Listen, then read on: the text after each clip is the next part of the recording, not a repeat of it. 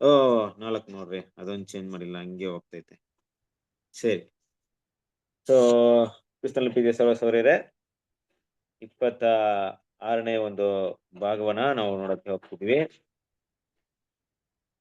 ಹಾಗಿರ್ಬೇಕಾದ್ರೆ ಇವತ್ತಿನ ಒಂದು ಪಾಠದ ಒಂದು ಭಾಗ ಎಲ್ಲಿಂದ ಶುರುವಾಗ್ತಿದೆ ಅಂತ ನೋಡಿದ್ರೆ ನಮ್ಮೆಲ್ರಿಗೂ ಗೊತ್ತಿರೋ ಪ್ರಕಾರವಾಗಿ 57ನೇ ಪೇಜ್ ಅಂದ್ರೆ ಹಿಂದಿನ ಒಂದು ಪಾಠದಲ್ಲಿ ನಾವು ನೋಡಿದಂತ ಒಂದು ವಿಷಯ ಏನಪ್ಪಾ ಅಂದ್ರೆ ದಾನಿಯೇಲನ ಬರೆದಂತ ಒಂದು ಪ್ರವಾದನೆ ಗ್ರಂಥದಲ್ಲಿ 9ನೇ ಅಧ್ಯಾಯದ ಕುರಿತಾಗಿ ಕೆಲವೊಂದು ವಿಷಯಗಳನ್ನ ನಾವು ಸ್ಟಡಿ ಮಾಡಿದ್ವಿ. 9ನೇ ಅಧ್ಯಾಯ ಈಗಾಗಲೇ ನಾವು ಕೇಳಿದೀವಿ. ಕ್ರಿಸ್ತನಲ್ಲಿ ಪ್ರೀತಿಯ ಸಹೋದರರೇ ದಯವಿಟ್ಟು ಆ ಇನ್ನೇನಾದ್ರೂ ನೀವು ಸ್ಟಡಿ ಮಾಡ್ಕೊಂಡು ಹೋಗ್ತಾ ಇರ್ಬೇಕಾದ್ರೆ ಈ ಸ್ಟಡಿಯಲ್ಲಿ ಯಾವ್ದಾದ್ರು ಒಂದು ಟಾಪಿಕ್ ನಿಮ್ಗೆ ಅರ್ಥವಾಗಿಲ್ಲ ಅಂದ್ರೆ ಅದಕ್ಕಿಂತ ಮುಂಚಿತ ದಿನಗಳಲ್ಲಿ ಅದ್ರ ಬಗ್ಗೆ ಸ್ಟಡಿ ಮಾಡಿ ಇಟ್ಕೊಳ್ಳಿ. ಯಾಕಂದ್ರೆ ಬರುವಂತ ಒಂದು ವಿಷಯಗಳಲ್ಲಿ ಬ್ರದರ್ ಅದನ್ನ ಸಂಕ್ಷಿಪ್ತವಾಗಿ ಮಾತಾಡಕ್ ಹೋಗಲ್ಲ. ಅವಾಗ ಏನಾಗುತ್ತೆ ಅಂದ್ರೆ ನಮ್ಗೆ ಒಂದ್ ವೇಳೆ ಆ ವಿಷಯ ಅರ್ಥವಾಗದೇ ಇದ್ದಾಗ, ಹಿಂದಿನ ವಿಷಯ ಅರ್ಥವಾಗದೇ ಇದ್ದಾಗ ಮುಂದಿನ ವಿಷಯಗಳು ಕೂಡ ತಿಳ್ಕೊಳ್ಳೋದಕ್ಕೆ ಕಷ್ಟವಾಗಬಹುದು. ಕಷ್ಟವಾಗಬಹುದು ಅನ್ನೋಕ್ಕಿಂತ ಅರ್ಥವಾಗದೇ ಇದ್ದಾಗ ದೇವರ ಯೋಜನೆಗಳನ್ನ ನಾವು ತುಂಬಾ ಪ್ರಾಮುಖ್ಯತೆ ಕೊಡದೆ ಹೋಗ್ಬಿಡ್ತೀವಿ. ಸೊ ಈ ಒಂದು ಟಾಪಿಕ್, ಈ ಒಂದು ಸಬ್ಜೆಕ್ಟ್ ನಾವು 2300 ದಿನಗಳು ನಾವು ನೋಡ್ತಾ ಇದೀವಲ್ಲ, ತುಂಬಾನೇ ಇಂಪಾರ್ಟೆಂಟ್.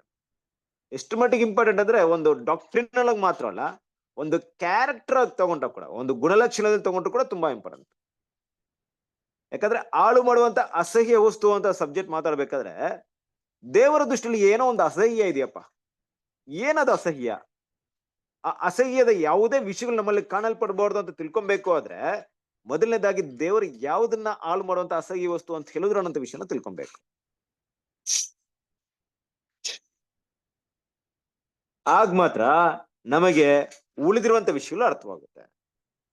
ಹಾಗಾಗಿ ಇದ್ರ ಬಗ್ಗೆ ಸಂಕ್ಷಿಪ್ತವಾಗಿ 9ನೇ ಅಧ್ಯಾಯದಲ್ಲೂ ಕೂಡ ಬರ್ದಿದ್ದಾರೆ. ನಾವು ಲಾಸ್ಟ್ ಟೈಮ್ ಕೂಡ ನೋಡಿದ್ವಿ ಅಲ್ವಾ ಕೆಲವೊಂದು ಪಾಯಿಂಟ್. ಏನಪ್ಪಾ ನೋಡಿದ್ವಿ ಅಂದ್ರೆ ದಾನಿಯೇಲನ ಮನಸ್ಸಿನಲ್ಲಿದ್ದಂತ ಒಂದು ಒಂದು ವಿಷಯ, ದೇವರು ಒಂದು ಪ್ರವಾದನೆಗಳಿಗೆ ಟೈಮ್ ಪ್ರಾಪಸ್ಗೆ ದಾನಿಯೇಲ್ ತುಂಬಾ ಇಂಪಾರ್ಟೆಂಟ್ ಕೊಡ್ತಾ ಇದ್ರು. ಟೈಮ್ ಪ್ರಾಪಸಿ ಬಗ್ಗೆ ಅಂದ್ರೆ ಕಾಲ ಪ್ರವಾದನೆ ಬಗ್ಗೆ ತುಂಬಾ ಇಂಪಾರ್ಟೆಂಟ್ ಕೊಡ್ತಾ ಇರುವಂತ ದಾನಿಯೇಲ್ ಯಾಕೆ ಇಂಪಾರ್ಟೆಂಟ್ ಕೊಡ್ತಾ ಇದ್ರು ಅನ್ನೋ ವಿಷಯ ಕೂಡ ನೋಡಿದ್ವಿ. ಏನಕ್ಕೆ ನೋಡಿದ್ವಿ? ಯೆರೆಮೀಯನ ಮೂಲಕ ಹೇಳಿದಂತ ಆ 70 ವರ್ಷಗಳ ಸಮಯ, ಅಂದ್ರೆ ಬಾಬಿಲೋನಿಗೆ ಸೆರೆ ಹೋಗೋದ ನಂತರ ಇಸ್ರೇಲ್ ಜನರು ಬಿಡುಗಡೆ ಹೊಂದಬೇಕು. ನೋಡ್ರಿ, ದಾನಿಯೇಲ್ಗೆ ಏನೋ ಕೊರತೆ ಇರ್ಲಿಲ್ಲ ಅಲ್ಲಿ ಅಲ್ವಾ? ನಮ್ಮೆಲ್ಲರಿಗೂ ಗೊತ್ತಿದೆ ದಾನಿಯೇಲ್ಗೆ ಏನಾದ್ರೂ ಕೊರತೆ ಇತ್ತಾ? ಬಾಬಿಲೋನಲ್ಲಿ ದಾನಿಯೇಲ್ ತುಂಬಾ ಸಮೃದ್ಧಿಯಾಗಿ ತುಂಬಾ ಉನ್ನತವಾದಂತಹ ಸ್ಥಾನದಲ್ಲಿ ವಾಸವಾಗಿದ್ರು. ಅಂದ್ರೆ ಆ ಒಂದು ಸ್ಥಾನವನ್ನ ಪಡ್ಕೊಂಡಿದ್ರು.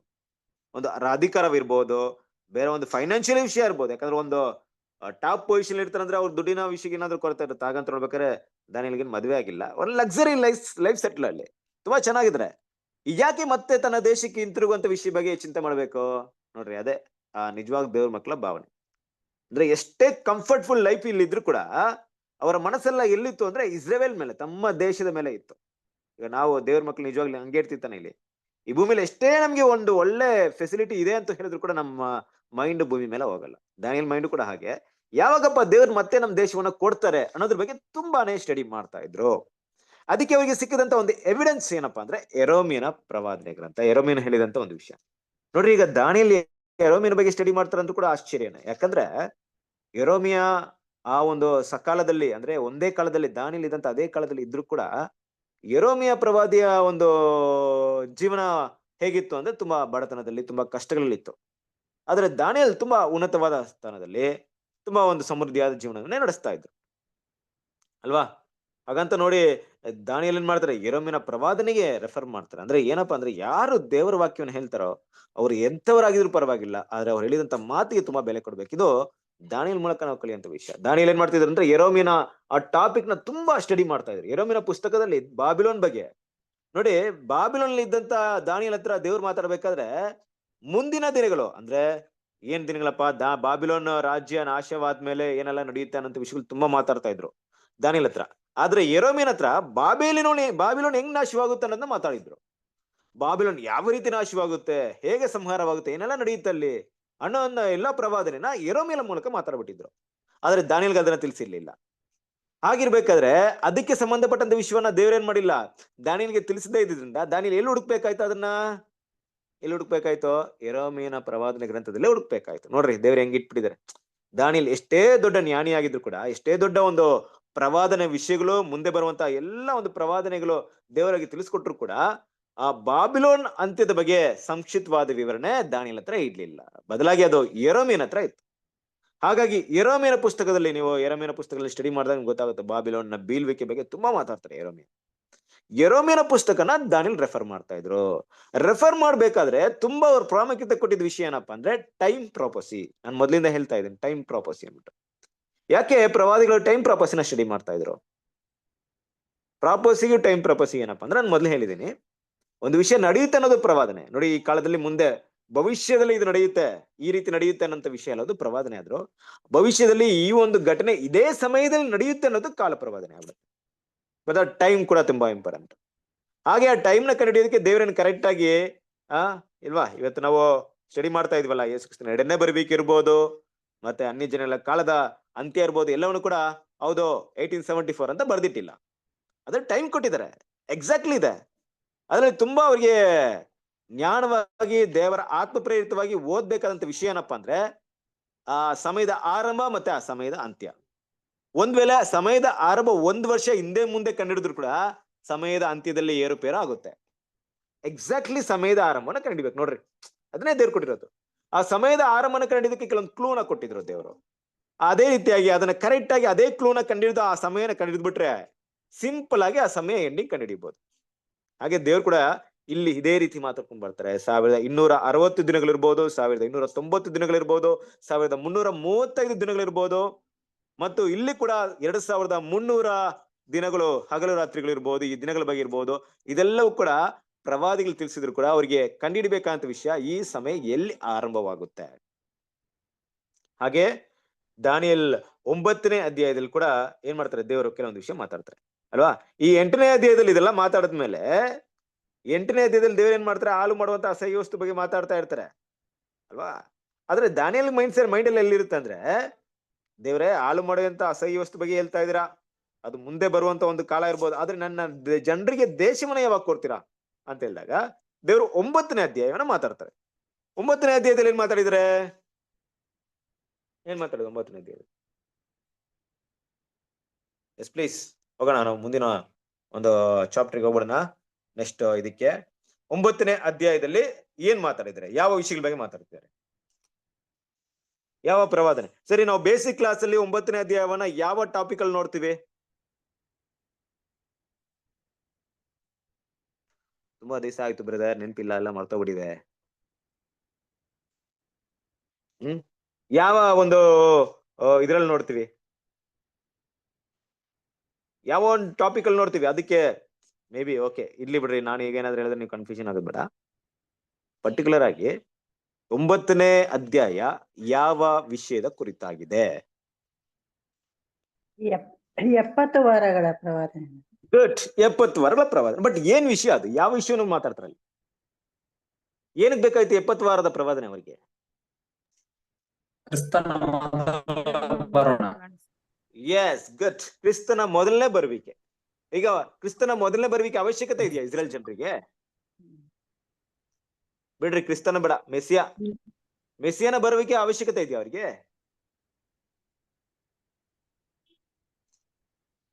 ಕರೆಕ್ಟ್, ಮೆಸ್ಸಿಯನ ಬರುವಿಕೆ ಅವಶ್ಯಕತೆ ಇದೆ. ಯಾಕಂದ್ರೆ ದೇವರು ಇಸ್ರೇಲ್ ಜನರಿಗೆ 2 ವಿಷಯ ವಾಗ್ದಾನ ಮಾಡಿದ್ರು. ಒಂದು ದೇಶ, ಒಂದು ರಾಜ್ಯ, ಇನ್ನೊಂದು ರಾಜ. ಒಂದು ಅರಸ, ಆತನ ಆ ದೇಶ, ಸ್ಥಳವನ್ನು ಕೂಡ ಆಶೀರ್ವಾದ ಮಾಡಿದ್ರು ದೇವರು ಅಬ್ರಾಹ್ಮನಿಗೆ. ನೋಡು, ನೀನ್ ಕಾಲಿಡುವಂತ ದೇಶವೆಲ್ಲ ನೀನ್ ಕೊಡ್ತೀನಿ, ಈ ದೇಶವನ್ನು ನಿನ್ನ ಸಂತಾನಕ್ಕೆ ಕೊಡ್ತೀನಿ ಅಂತ ಒಂದು ವಾಗ್ದಾನ ಮಾಡಿದ್ರು. ಇನ್ನೊಂದ್ ಏನಪ್ಪ ಹೇಳಿದ್ರು, ನಿನ್ನ ಸಂತತಿ, ಒಂದ್ ಸಂತತಿ ಬರುತ್ತೆ, ಆ ಸಂತತಿ ಮೂಲಕ ಇಡೀ ಲೋಕ ಆಶ್ರಯಿಸಲ್ಪಡುತ್ತೆ. ನೋಡ್ರಿ, 2 ವಿಷಯ ಇದೆ. ಒಂದು ದೇಶ ಇದೆ, ಒಂದು ಸ್ಥಳ ಇದೆ. ಸ್ಥಳ ಅಂದ್ರೆ ಪ್ಲೇಸ್, ಲ್ಯಾಂಡ್. ಇವತ್ತು ಇಸ್ರೇಲ್ ಜನರಿಗೆ ಯುದ್ಧ ನಡೀತಾ ಇದಿಲ್ಲ, ನನ್ನ ಒಂದು ಸ್ಥಳದಲ್ಲಿ ನೀವೇನ್ ಮಾಡ್ತಿದ್ದೀರಾ ಬಟ್ ಪ್ಯಾಲೆಸ್ತೀನವರು ಆ ಪ್ಲೇಸ್ಗೋಸ್ಕರ ಜಗಳ ಮಾಡ್ತಾ ಇದಾರೆ, ಈ ಪ್ಲೇಸ್ಗೋಸ್ಕರ ಅವ್ರು ಜಗಳ ಮಾಡ್ತಾ ಇದಾರೆ. ಆ ಒಂದು ಸ್ಥಳ ಕೂಡ ತುಂಬಾ ಇಂಪಾರ್ಟೆಂಟ್, ಆ ಪ್ಲೇಸ್ ಕೂಡ ತುಂಬಾ ಇಂಪಾರ್ಟೆಂಟ್. ನಾನು ಇದೆಲ್ಲ ನಿಮ್ಗೆ ಕೊಡ್ತೀನಿ ಅನ್ನೋದು ತುಂಬಾ ಇಂಪಾರ್ಟೆಂಟ್, ಆ ದೇಶವನ್ನ ಕೊಡ್ತೀನಿ ಅನ್ನೋದು ಇಂಪಾರ್ಟೆಂಟ್. ಯಾಕಂದ್ರೆ ದೇವ್ರು ವಾಗ್ದಾನ ಮಾಡಿದ್ರು ಅದನ್ನ. ಒಂದು. ಇನ್ನೊಂದು ಅರಸ, ರಾಜ. ನಿಮಗೆ ಒಬ್ಬ ರಾಜ ಬರ್ತಾರೆ, ಇಡೀ ಲೋಕ ಆ ರಾಜನ ಕಂಟ್ರೋಲ್ ಬರುತ್ತೆ. ಆ ರಾಜ ಇಡೀ ಲೋಕವನ್ನು ಆಶೀರ್ವಾದ ಮಾಡ್ತಾರೆ, ಆತನ ಮೂಲಕ ಇಡೀ ಲೋಕ ಆಶೀರ್ವದಿಸಲ್ಪಡುತ್ತೆ. ಆತನ ಸಂತತಿ ಮೂಲಕ, ಆ ಸಂತತಿ ಅಂತ ಹೇಳಿದಾಗ ಸಂತತಿಗಳಂತ ಬಹುರೂಪದಲ್ಲಿ ಹೇಳಿದೆ, ಸಿಂಗಲ್ ಅಂದ್ರೆ ಸಿಂಗುಲರ್ ಹೇಳಿದೆ, ಅಂದ್ರೆ ಒಂದು ವ್ಯಕ್ತಿ ಬಗ್ಗೆ ಮಾತಾಡ್ತಾರೆ ಅಲ್ವಾ, ಏಕವಚನದಲ್ಲಿ ಮಾತಾಡಿದೆ. ಅಂದ್ರೆ ಸಂತತಿ ಕ್ರಿಸ್ತನ ಅಂತ ನಮ್ಮೆಲ್ಲರೂ ಗೊತ್ತಿದೆ, ಗಲಾತ್ಯದಲ್ಲಿ ಓದಿದ್ವಿ. Okay, point, come to the point. ಈಗ ಪಾಯಿಂಟ್ ಬರೋಣ ಮುಖ್ಯವಾಗಿ. ಹಾಗಿರ್ಬೇಕಾದ್ರೆ ಇಸ್ರೇಲ್ ಜನರಿಗೆ ದೇಶ ಇದ್ರೂ ಕೂಡ ಸಂತತಿ ಇದ್ರೆ ಮಾತ್ರ ಇಸ್ರೇಲ್ ಜನರಿಗೆ ನಿರಂತರವಾದ ಬಿಡುಗಡೆ ಅನ್ನೋದು ಅವ್ರಿಗೆ ಗೊತ್ತಾಯ್ತು. ಅಂದ್ರೆ ಯಾರಪ್ಪ ಅಬ್ರಾಹ್ಮ್ ವಾಗ್ದಾನ ಮಾಡಿದಂತ ಸಂತತಿ ಬಂದ್ರೆ ಮಾತ್ರ ಆ ಸಂತತಿನೇ, ನಾವು ಸ್ತ್ರೀಯ ಸಂತಾನದಲ್ಲಿ ಓದ್ತೀವಲ್ಲ, ಸ್ತ್ರೀಯ ಸಂತತಿಲಿ ಆ ಸಂತತಿ ಮಾತ್ರ ಏನಾಗುತ್ತೆ, ಆ ಒಂದು ವ್ಯಕ್ತಿ ಇಲ್ಲವೇ ಒಂದು ಬಲ ನಮ್ಮನ್ನ ಬಿಡುಗಡೆ ಮಾಡುವಂತ ಒಂದು ಶಕ್ತಿ ನಮಗೆ ಬೇಕಾಗಿದೆ. ಆ ಶಕ್ತಿಯ ಹೆಸರು ಏನಪ್ಪಾ ಅಂದ್ರೆ ಮೆಸ್ಸಿಯಾ. ಮೆಸ್ಸಿಯ. ಅದಕ್ಕೆ 9ನೇ ಅಧ್ಯಾಯದಲ್ಲಿ ಯಾರ ಬಗ್ಗೆ ಮಾತಾಡ್ತಾರೆ? 9ನೇ ಅಧ್ಯಾಯದಲ್ಲಿ ಯಾರ ಬಗ್ಗೆ? ಮೆಸ್ಸಿಯನ ಬಗ್ಗೆ. ಮೆಸ್ಸಿಯನ ಬಗ್ಗೆ ಬೈಬಲ್ ಅಲ್ಲಿ ಎಲ್ಲೆಲ್ಲಿ ಬರ್ತಿದೆ ಗೊತ್ತಾ? ಮೆಸ್ಸಿಯನ ಬಗ್ಗೆ ಬೈಬಲ್ ಅಲ್ಲಿ ಎಲ್ಲಿ ಬರ್ತಿದೆ? ಎಲ್ಲೂ ಬರ್ತಿಲ್ಲ. 9ನೇ ಅಧ್ಯಾಯ ಬಿಟ್ರೆ ಬೇರೆ ಎಲ್ಲೂ ಇಲ್ಲ. ಹುಡುಕ್ ನೋಡ್ರಿ, 9ನೇ ಅಧ್ಯಾಯದಲ್ಲಿ ಮಾತ್ರ ಮೆಸ್ಸಿಯ ಬಂದಿರೋದು. ಅಂದ್ರೆ ಮೆಸ್ಸಿಯ ಅಂತ ನ್ಯೂ ಟೆಸ್ಟ್ಮೆಂಟ್ ಅಲ್ಲಿ ನಾವು ಓದ್ತೀವಂದ್ರೆ ಎಲ್ಲಿಂದ ರೆಫರ್ ಮಾಡಿರ್ತಾರೆ? 9ನೇ ಇದು ಮೆಸ್ಸಿಯನ ಟಾಪಿಕ್ ನವರು 9ನೇ ಅಧ್ಯಾಯದಿಂದ ರೆಫರ್ ಮಾಡಿರ್ತಾರೆ. ಕರೆಕ್ಟಾ? 9ನೇ ಅಧ್ಯಾಯದಿಂದ ಮೆಸ್ಸಿಯನ ರೆಫರ್ ಮಾಡಿದವರು 9ನೇ ಅಧ್ಯಾಯದಲ್ಲಿ ಬರೆಯಲ್ಪಟ್ಟಿರುವಂತ ಕಾಲಗಳನ್ನ ರೆಫರ್ ಮಾಡಕ್ ಆಗ್ಲಿಲ್ಲ ಅವರಿಗೆ. ಸೊ ಯಾಕಂದ್ರೆ ದೇವರು ಅದನ್ನ ಆ ರೀತಿ ಬರೆದಿಟ್ಟಿದ್ರು. Hidden language. ಒಂದ್ ಕಡೆ ಅದನ್ನ 70 ವಾರಗಳು ಅಂತ ಬರೆದಿಟ್ಬಿಟ್ಟಿದ್ದಾರೆ. ಇನ್ನೊಂದ್ ಕಡೆ 70 ವಾರದ ಆರಂಭ ಯಾವಾಗ ಅಂತ ಗೊತ್ತಾಗ್ಬೇಕು, ಅಂತ್ಯ ಯಾವಾಗ ಅಂತ ಗೊತ್ತಾಗ್ಬೇಕು. ಅಲ್ಲಿವರೆಗೆ ಏನ್ ಗೊತ್ತಾಗಲ್ಲ, ಏಸು ಕ್ರಿಸ್ತನ ಮೆಸ್ಸಿಯ ಬರೋದ್ ಬಗ್ಗೆ ಗೊತ್ತಾಗಲ್ಲ. ಮೆಸ್ಸಿಯ ಬಂದಿದ್ರ ಅಂತ ನೋಡಿದ್ರು ಕೂಡ ಹೌದಪ್ಪ ಇದು ಕರೆಕ್ಟ್ ಆಗಿ ಕಂಡಿಬೇಕಾಯ್ತು ಅವ್ರಿಗೆ. ಆದ್ರೆ ಕಂಡಿಕಂತ ಅಷ್ಟೊಂದು ಜ್ಞಾನ ಅವ್ರಿಗೆ ಇರ್ಲಿಲ್ಲ, ಆ ರೀತಿಯಾಗಿ ಹುಡುಕ್ಲಿಲ್ಲ ಅವರು. ಅದಾಗ ಅವಶ್ಯಕತೆನೂ ಇರ್ಲಿಲ್ಲ ಅವರಿಗೆ. ನೋಡಿ, 9ನೇ ಅಧ್ಯಾಯದಲ್ಲಿ ಮಾತ್ರ ಮೆಸ್ಸಿಯನ ಬಗ್ಗೆ ಇರುವಂತ ಮಾಹಿತಿ ನಮ್ಗೆ ಸತ್ಯದಲ್ಲಿ ಸಿಗುತ್ತೆ, ಬೇರೆ ಎಲ್ಲೂ ಕೂಡ ಸಿಗಲ್ಲ ಮೆಸ್ಸಿಯನ ಬಗ್ಗೆ. ಹಾಗಿರ್ಬೇಕಾದ್ರೆ ಓಲ್ಡ್ ಟೆಸ್ಟ್ಮೆಂಟ್ ಅಲ್ಲಿ ಮಾತಾಡ್ತಾ ಇದ್ದೀನಿ. ಓಲ್ಡ್ ಟೆಸ್ಟ್ಮೆಂಟ್ ಪ್ರವಾದನೆಯಲ್ಲಿ ಮೆಸ್ಸಿಯ ಅನ್ನುವಂತ ವಿಷಯ ಬರೋದು ದಾನಿಯೇಲ್ 9ನೇ ಅಧ್ಯಾಯದಲ್ಲಿ. ಹಾಗಿರ್ಬೇಕಾದ್ರೆ ಕ್ರಿಸ್ತನ ಪ್ರೀತಿಯ ಸಹೋದರರೇ, ಈ ಮೆಸ್ಸಿಯನ ಬಗ್ಗೆ ಇರುವಂತ ಒಂದು ವಿಷಯ ಇಲ್ಲಿ ದೇವ್ರು ಮಾತಾಡ್ಬೇಕಾದ್ರೆ ದಾನಿಯೇಲ್ ಹತ್ರ ಏನಂತ ಮಾತಾಡ್ತಿದ್ರು ಅಂದ್ರೆ 2300 ದಿನಗಳ ಬಗ್ಗೆ ಅಲ್ಲಿ ಮಾತಾಡಿ 8ನೇ ಅಧ್ಯಾಯದಲ್ಲಿ. ಅದಾದ ನಂತರ 9ನೇ ಅಧ್ಯಾಯದಲ್ಲಿ 70 ವಾರಗಳ ಮಾತಾಡ್ತಾರೆ.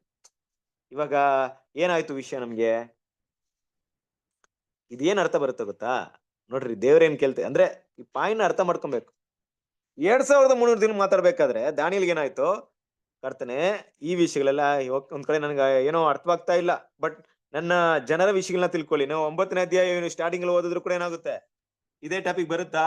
9ನೇ ಅಧ್ಯಾಯ, ದಾನಿಯೇಲನ 9ನೇ ಅಧ್ಯಾಯ ತಗೊಂಡ್ ನೀವು ಬಿಗಿನಿಂಗ್ ಅಲ್ಲಿ ನೀವ್ ಏನೋ ಸ್ಟಡಿ ಮಾಡಕ್ ಹೋದ್ರು ದಾನಿಯೇಲನ ಒಂದು ಪ್ರಾರ್ಥನೆ ಅಲ್ಲಿಂದನೇ ಶುರುವಾಗುತ್ತೆ. ಏನಂತ ಪ್ರಾರ್ಥನೆ ಮಾಡ್ತಾರೆ? ದೇವರೇ, ನನ್ನ ಪ್ರಭು ನಮ್ಮ ಜನರನ್ನು ಕಟಾಕ್ಷಿಸು, ಅವರಿಗೆ ದಯೆ ತೋರಿಸಿ ಅಂತ ಏನ್ ಮಾಡ್ತಾರೆ? ದಾನಿಯೇಲ್ ಏನ್ ಮಾಡ್ತಾರೆ? ಸ್ಟಡಿ ಮಾಡ್ತಾನೆ. 9ನೇ ಅಧ್ಯಾಯ 1ನೇ ವಾಕ್ಯ 2ನೇ ವಾಕ್ಯ ಓದ್ ನೋಡ್ರಿ. ದಾನಿಯೇಲ್ ಪ್ರವಾದನೆಗಂತ 9ನೇ ಅಧ್ಯಾಯ 1ನೇ ವಾಕ್ಯ ಮತ್ತೆ 2ನೇ ವಾಕ್ಯ. ಅಶ್ವರೋಷನ ಮಗನು, ಮೇದ್ಯರ ವಂಶದವನು, ಕಸ್ದೀಯ ರಾಜ್ಯದ ದೊರೆತನವನ್ನು ಹೊಂದಿದವನು ಆದ ದಾರ್ಯಾವೇಶನ ಆಳ್ವಿಕೆಯ ಮೊದಲನೆಯ ವರ್ಷದಲ್ಲಿ ದಾನಿಯೇಲನಾದ ನಾನು ಶಾಸ್ತ್ರಗಳನ್ನು ಪರೀಕ್ಷಿಸಿ ಯೆಹೋವನು ಪ್ರವಾದಿಯಾದ ಯೆರೆಮೀಯನಿಗೆ ದಯಪಾಲಿಸಿದ ವಾಕ್ಯಾನುಸಾರ ಯೆರೂಸಲೇಮು ಹಾಳು ಬಿದ್ದಿರಬೇಕಾದ ಪೂರ್ಣಕಾಲದ ವರ್ಷಗಳ ಸಂಖ್ಯೆ 70 ಎಂದು ತಿಳಿದು ಉಪವಾಸವಿದ್ದು ಗೋಣಿತಟ್ಟನ್ನು ಸುತ್ತಿಕೊಂಡು ಬೂದಿ ಬಳಿದುಕೊಂಡು ಕರ್ತನಾದ ದೇವರ ಕಡೆಗೆ ಮುಖವೆತ್ತಿ ಪ್ರಾರ್ಥನೆ ವಿಜ್ಞಾಪನೆಗಳಲ್ಲಿ ನಿರತನಾದೆನು. ನೋಡಿದ್ರಾ? ನೋಡಿ, ಇವಾಗ ಏನಾಯ್ತು ಅಂದ್ರೆ ಗೊತ್ತಾಯ್ತು ಅವ್ರಿಗೆ. ಈಗ ನೋಡಿ, 8ನೇ ಅಧ್ಯಾಯದಲ್ಲಿ ಏನ್ ಮಾಡ್ತಾ ಇದಾರೆ? ಟಗರ್ ಮತ್ತು ಹೋತದ ಒಂದು ಕನಸಿನ ಬಗ್ಗೆ ಮಾತಾಡ್ಬೇಕಾದ್ರೆ 2300 ದಿನದ ಬಗ್ಗೆ ಮಾತಾಡ್ತಾರೆ. ಇದನ್ನೆಲ್ಲ ಕೇಳ್ಕೊಂಬಂದಂತ ದಾನಿಯೇಲ್ಗೆ ಈಗ ಗಮನ ಎಲ್ಲ ಮತ್ತೆ ಯಾ ಕಡೆ ಬಂತು ಅಂದ್ರೆ ಈಗ ಏನಾಗ್ಬಿಡ್ತು, 2300 ದಿನಗಳು ಯಾವುದೋ ವಿಷಯವನ್ನ ದೇವ್ರು ಮಾತಾಡ್ತಿದಾರೆ. ಇರ್ಲಿ, ಈಗಾಗಲೇ ದಾನಿಯೇಲ್ ಬಗ್ಗೆ ಅಂದ್ರೆ 7ನೇ ಅಧ್ಯಾಯದಲ್ಲಿ ಒಂದು ಮೃಗಗಳ ಕುರಿತಾದ ಕನಸನ್ನ ಮಾತಾಡಿದ್ರು. ಆ ಒಂದು ಸಮುದ್ರದಿಂದ ಬರುವಂತ 4 ಮೃಗಗಳ ಕನಸನ್ನ ಮಾತಾಡಿದ್ರು. ಓಕೆ, ಅದು ಕೂಡ ಅವ್ರಿಗೆ ಸಂಕ್ಷಿಪ್ತವಾಗಿ ಹೇಳ್ಬಿಟ್ಟಿದ್ದಾರೆ. ನೋಡಪ್ಪ, ಮೊದಲನೇ ಮೃಗ ಬಾಬಿಲೋನ್, 2ನೇ ಮೃಗ ಮೇಧ ಪರ್ಷಿಯಾ, 3ನೇ ಮೃಗ ಗ್ರೀಕ್, 4ನೇ ಮೃಗ ರೋಮ್. ಅಂದ್ರೆ ರೋಮ್ ಅಂತ ಅಲ್ಲಿ ಮೆನ್ಷನ್ ಮಾಡಿಲ್ಲ, ಗ್ರೀಕ್ ಅಂತ ಮೆನ್ಷನ್ ಮಾಡಿಲ್ಲ. ಅಲ್ಲಿ ನೋಡ್ಬೇಕಾದ್ರೆ ಮುಂದೆ ಬರುವಂತ ರಾಜ್ಯಗಳ ಬಗ್ಗೆ ಮಾತಾಡಿದೆ. ಆಗ ದಾನಿಯೇಲ್ಗೆ ಏನ್ ಗೊತ್ತಾಯ್ತು? ಇದೆಲ್ಲ ಬೇರೆ ಯಾವ್ದೋ ರಾಜ್ಯದ ಬಗ್ಗೆ ಮಾತಾಡ್ತಾ ಇದಾರೆ. ಮತ್ತೆ 8ನೇ ಅಧ್ಯಾಯ ಬರ್ಬೇಕಾದ್ರೆ ಅದೇ ವಿಷಯ ಅಲ್ಲಿ ಮುಂದುವರಿತು. ಹೌದು, ಮುಂದೆ ಯಾವ್ದೋ ರಾಜ್ಯದ ಬಗ್ಗೆ ಮಾತಾಡ್ತಿದ್ದಾರೆ. ನನ್ನ ಜನರ ಕತೆ ಏನು, ನನ್ನ ಇಸ್ರೇಲ್ ಜನರ ಕತೆ ಏನು ಅಂತ ಕೇಳ್ಬೇಕಾದ್ರೆ ಅದಕ್ಕೆ ಏನ್ ಮಾಡ್ತಾರೆ? ಅದನ್ನ ಸ್ಟಡಿ ಮಾಡ್ತಾರೆ. ಈಗ ಓಕೆ, ಇದೆಲ್ಲ ನನ್ಗೆ ಅರ್ಥವಾಯ್ತು, ಇದೆಲ್ಲ ಒಂದು ವಿಷಯ ಇದೆ, ಬಟ್ ಇದನ್ನ ತಿಳ್ಕೊಳ್ಳುವಂತ ಒಂದು ಅವಕಾಶವಾಗ್ಲಿ, ತಿಳ್ಕೊಳ್ಬೇಕಾಗಂತ ಅವಶ್ಯಕತೆ ಆಗ್ಲಿ ನನಗಿಲ್ಲ ಅನ್ಸುತ್ತೆ. ಅದಕ್ಕೆ ದೇವರು ಇದನ್ನ ಸಂಕ್ಷಿಪ್ತ ನನಗೆ ತಿಳಿಸಿಲ್ಲ. ಆದ್ರೆ 2300 ದಿನಗಳ ಬಗ್ಗೆ ಹೇಳಿದರೆ ನಾನು ಬರ್ದಿರ್ತೀನಪ್ಪ, ದಾನಿಯೇಲ್ ಪುಸ್ತಕದಲ್ಲಿ ಮೆನ್ಷನ್ ಮಾಡ್ತೀನಿ ಅದನ್ನ. ಓಕೆ, ಆಯ್ತು. ಈಗ ಬೇರೆ ಸ್ಟಡಿಗೆ ಹೋಗೋಣ. ನನ್ನ ಜನರ ಬಗ್ಗೆ ಯಾರು ಬರ್ದಿದ್ದಾರೆ? ಯೆರೆಮೀಯ ಬರ್ದಿದ್ದಾರೆ, 70 ವಾರಗಳು ಅಂತ ಬರ್ದಿದ್ದಾರೆ. ಸೊ ಅದ್ರ ಬಗ್ಗೆ ಏನಾಯ್ತು, ನನಗೆ ಅದ್ರ ಬಗ್ಗೆ ತಿಳಿಸ್ಕೊಟ್ಟಿದ್ದೇವ್ರೆ. ಆ ಸಮಯ ಏನಾಯ್ತು ಅಂದ್ಬಿಟ್ಟು ಏನ್ ಮಾಡ್ತಾರೆ, ಗೋಣಿ ತಟ್ಟು ಕಟ್ಕೊಂಡು ಉಪವಾಸ ಕುತ್ಕೊಂತಾರೆ ನೋಡ್ರಿ ದಾನಿಯಲ್ಲಿ. ಈಗ ಉಪವಾಸ ಬಿದ್ದು ದೇವರಲ್ಲಿ ಭಿನ್ನ ಮಾಡ್ಬೇಕಾದ್ರೆ ಪ್ರತ್ಯುತ್ತರ ಬರುತ್ತೆ. ಅಂದ್ರೆ ಏನೋ ಹೌದು, ನಿನಗೆ ಈ ಅರ್ಥ ಹೇಳ್ತೇನೆ. ಅಂದ್ರೆ ಏನಕ್ಕೆ ಇಲ್ಲಿ ಏನಪ್ಪ ನೋಡಕ್ ಹೋಗ್ತಿದೀವಿ ಅಂದ್ರೆ, ಕರೆಕ್ಟ್ ಈ ವಿಷಯ ನಡೀತೆ 2300 ದಿನಗಳು, ಆದ್ರೆ ಅದಕ್ಕಿಂತ ಮೊದ್ಲು ಏನ್ ನಡಿಬೇಕು? 70 ವಾರಗಳ ವಿಷಯ ನಡಿಬೇಕು. ಅದನ್ನೇ ಇಲ್ಲಿ ಏನ್ ಮಾಡೋಣ, ಈಗ ಕ್ಲಿಯರ್ ಆಗಿ ಅದನ್ನ ಓದ್ಕೊಂಡ್ ಬಂದಾಗ ಅದ್ರ ಬಗ್ಗೆ ಇರುವಂತ ಮಾಹಿತಿ ಇವಾಗ ನಿಮ್ಗೆ ಗೊತ್ತಾಗುತ್ತೆ. ಸೊ ಈಗ ಮುಂದುವರಿಸಿ, ನೀನು ದೇವರಿಗೆ ಅತಿ ಪ್ರಿಯ, ಈ ದೈವೋಕ್ತಿಯನ್ನು ಯೋಚಿಸು, ಈ ದರ್ಶನವನ್ನು ಗ್ರಹಿಸಿಕೊ.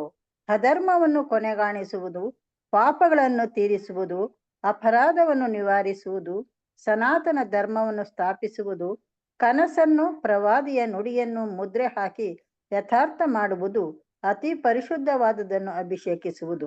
ಇವೆಲ್ಲ ನೆರವೇರುವುದಕ್ಕೆ ಮೊದಲು ನಿನ್ನ ಜನಕ್ಕೂ ಅಂದರೆ ಇಸ್ರಾಯೇಲರಿಗೂ ನಿನ್ನ ಪರಿಶುದ್ಧ ಪುರಕ್ಕೂ ಯೆರೂಸಲೇಮಿಗೂ 70 ವಾರಗಳು ಕಳೆಯಬೇಕೆಂದು ಅಥವಾ ಪ್ರತ್ಯೇಕಿಸಲ್ಪಡುವುದು, ಸ್ಥಿರಪಡಿಸಲ್ಪಡುವುದು ಅಥವಾ ನಿರ್ಣಯಿಸಲ್ಪಡುವುದು ನಿಷ್ಕರ್ಷೆಯಾಗಿದೆ ಎಂಬಿತ್ಯಾದಿಗಳನ್ನು ತಿಳಿಸಿದನು.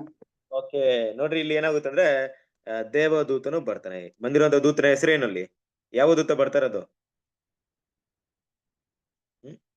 ಅವ್ರ ಹತ್ರ ಬಂದು ಮಾತಾಡಿದ್ರಲ್ಲ, ದೂತನ ಹೆಸರೇನು?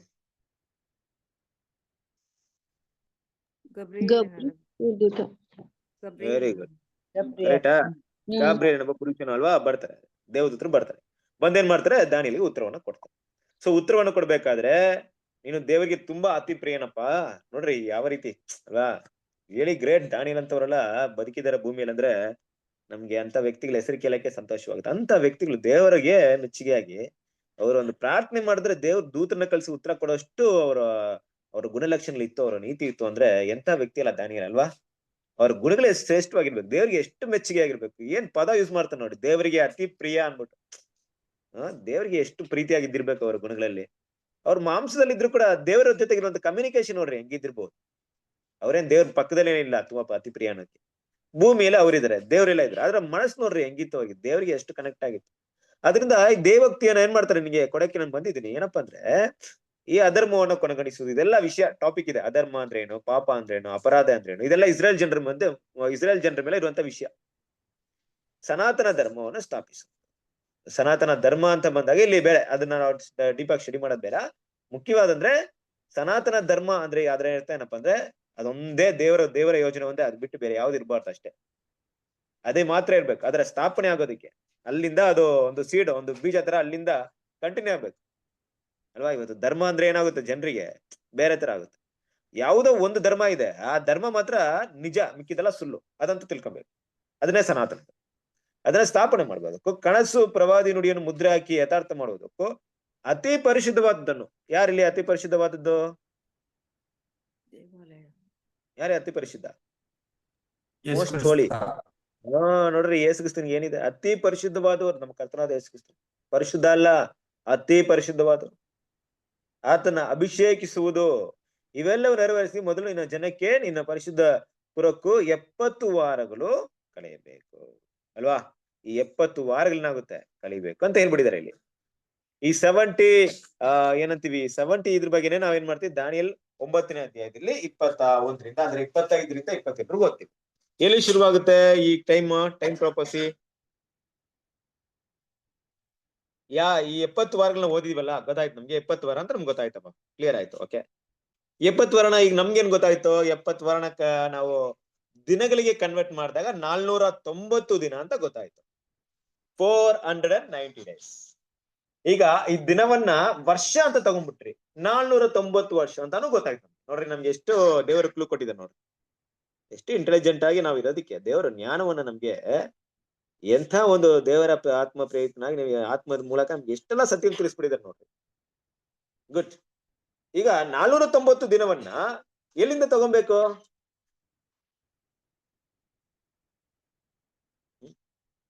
ಎಲ್ಲಿಂದ ತಗೊಳ್ಬೇಕು? ಯೆರೂಸಲೇಮ್ ಜೀರ್ಣೋದ್ಧಾರ ಕಟ್ಲಿಕ್ಕೆ ಸ್ಟಾರ್ಟ್ ಆಗುತ್ತಲ್ಲ. ಗುಡ್. ಅಂದ್ರೆ ಈಗ ಸಮಯ ಯಾವ ಟೈಮ್? ಎರ್ಮಿಯಾನ ಕ್ರಿಸ್ತ ಶಕಾನ ಯೆರೂಸಲೇಮ್ ಜೀವನ ಉದ್ಧಾರ ಮಾಡ್ತಾರ ಅಲ್ಲಿಂದ ರೀ, ಕಟ್ಟಲ್ಪಡ್ತಲ್ರಿ ಅಲ್ಲಿಂದ ಸ್ಟಾರ್ಟ್ ಆಗಿ. ಕರೆಕ್ಟ್. ಅಂದ್ರೆ ಇಲ್ಲಿ ಆಲಯದ ಬಗ್ಗೆ ಮಾತಾಡ್ತಿದ್ರ, ಪೌಳಿ ಗೋಡೆದ ಬಗ್ಗೆ ಮಾತಾಡ್ತಿದ್ರ?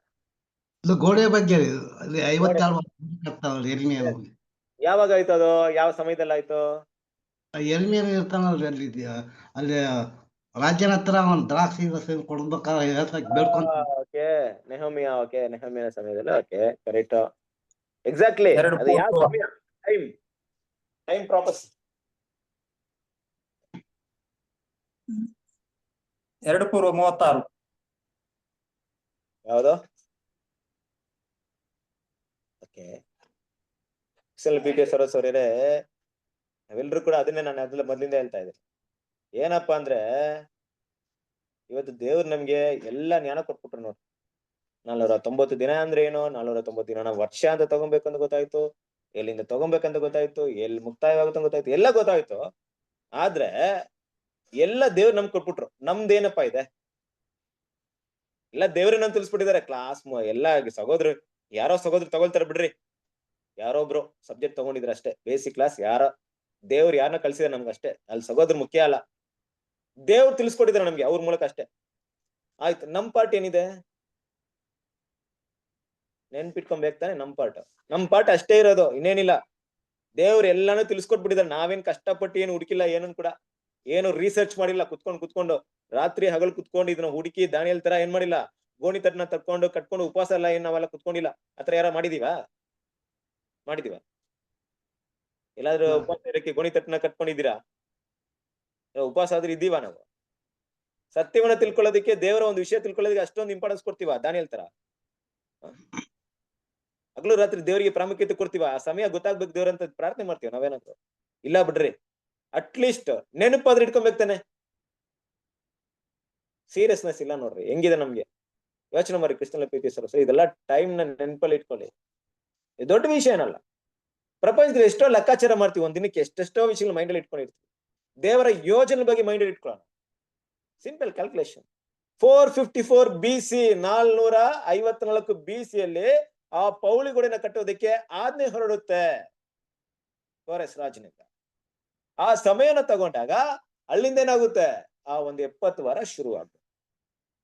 ಎಲ್ಲ ಮೈಂಡ್ ಅಲ್ಲಿ ಇಟ್ಕೊಳ್ಳಿ.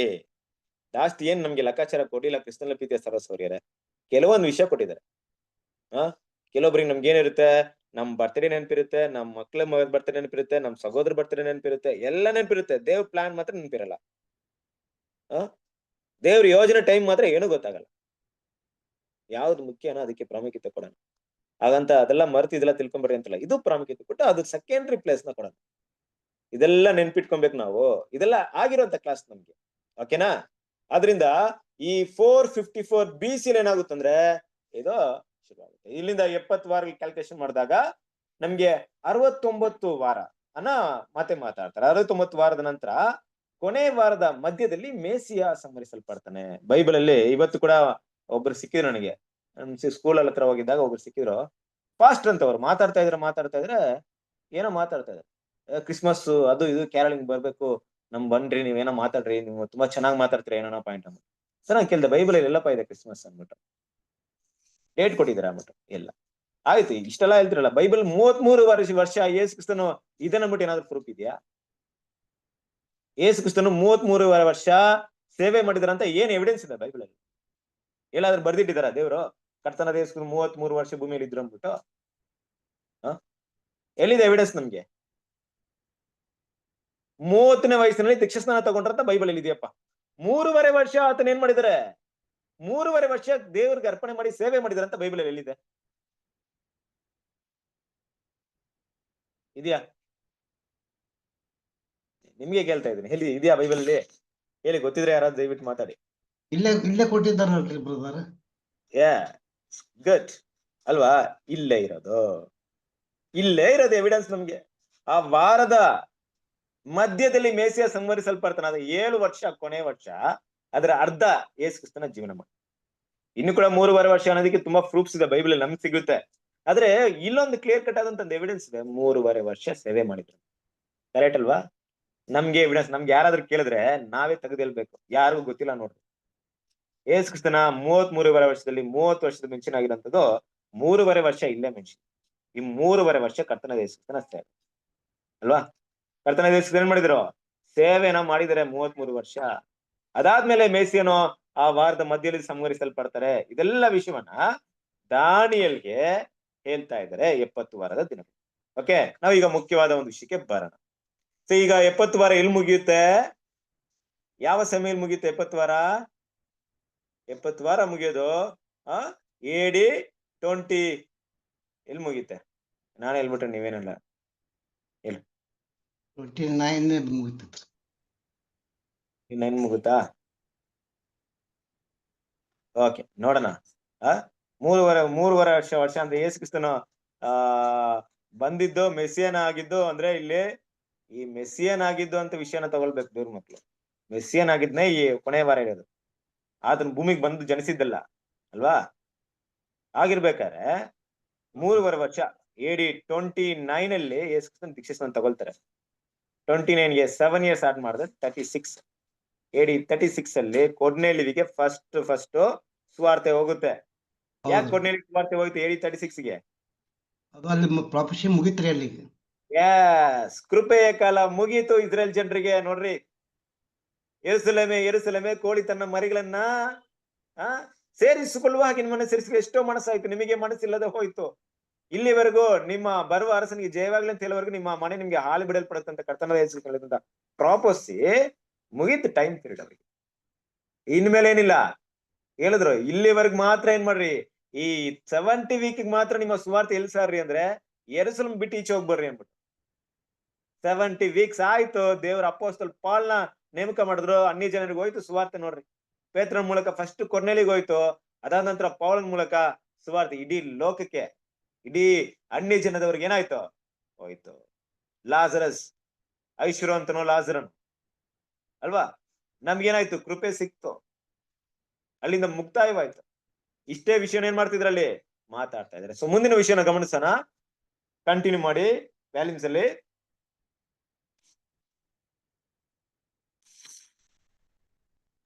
ಇಲ್ಲಿ ಗಮನಿಸಬೇಕಾದ ಅಂಶವೆಂದರೆ ಆ ಸಾಂಕೇತಿಕ 70 ವಾರಗಳ ಅಥವಾ ಆ 490 ದಿನಗಳ 2300 ದಿನಗಳ ಒಂದು ಭಾಗವಾಗಿದೆ ಎಂಬುದು.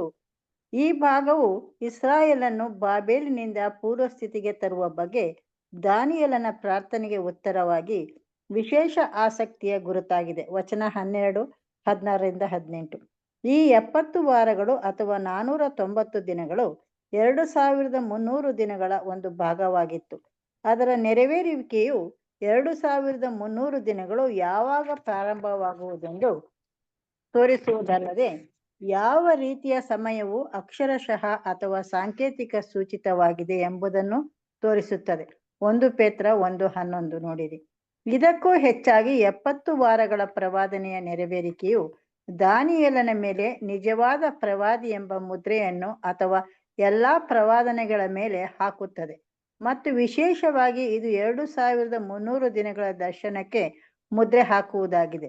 ಆದುದರಿಂದ ಈ 70 ವಾರಗಳು ಬೇರೆ ಸಂಗತಿಗಳೊಂದಿಗೆ ದರ್ಶನ ಮತ್ತು ಪ್ರವಾದಿಯ ಮೇಲೆ ಮುದ್ರೆ ಹಾಕಲು ಉಪಯೋಗವಾಗುತ್ತದೆ. Okay, thank you. ಕ್ರಿಸ್ತನಲ್ಲಿ ಪ್ರೀತಿಯ ಸಹೋದರರೇ, ಇಲ್ಲಿಗೆ ಏನೋ ಮುಖ್ಯವಾದ ಪಾಯಿಂಟ್ ನ ಗಮನಿಸಕ್ ಹೋಗ್ತಾ ಇದೀವಿ. ಏನಪ್ಪಾ ಅಂದ್ರೆ ಈ 70 ವಾರದ ಪ್ರವಾದನೆಗಳ ಬಗ್ಗೆ ನಾವು ಯಾಕೆ ತಿಳ್ಕೊಳ್ತೀವಿ ಅಂದ್ರೆ 70 ವಾರದ ಪ್ರವಾದನೆ ಅನ್ನೋದು 2300 ದಿನಗಳಲ್ಲಿ ಒಂದು ಭಾಗ, ಇನ್ಕ್ಲೂಡಿಂಗ್ ದಿಸ್. ಅದಕ್ಕೆ ಈ 8ನೇ ಅಧ್ಯಾಯ 9ನೇ ಅಧ್ಯಾಯ ಹೋದಾಗ ಗೊತ್ತಾಗುತ್ತೆ. ನೋಡ್ರಿ ಎಷ್ಟು ಕ್ಲಿಯರ್ ಆಗಿ ಬ್ರದರ್ ಸ್ಟಡಿ ಮಾಡಿದಾರೆ. ದೇವರಿಗೆ ಥ್ಯಾಂಕ್ಸ್ ಹೇಳ್ಬೇಕು. ಅಂತ ಒಬ್ಬ ವ್ಯಕ್ತಿನ ಕೊಟ್ಟಿದ್ದಾರೆ ನಮ್ಗೆ, ಬ್ರದರ್ ಅಜಲ್.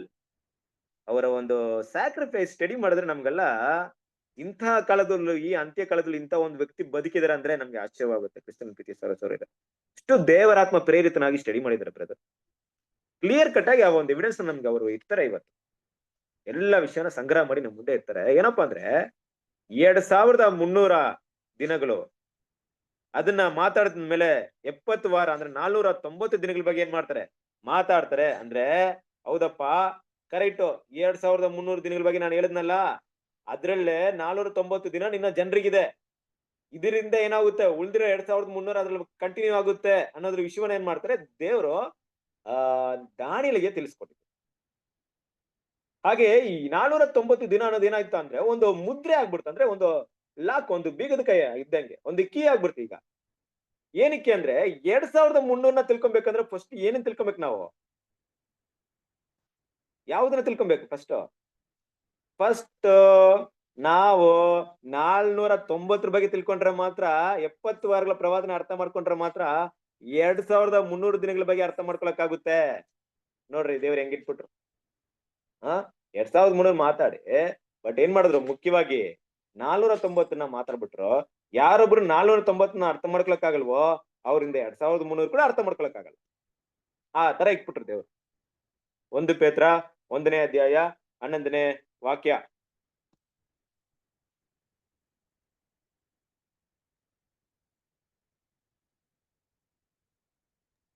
ಓದಿ.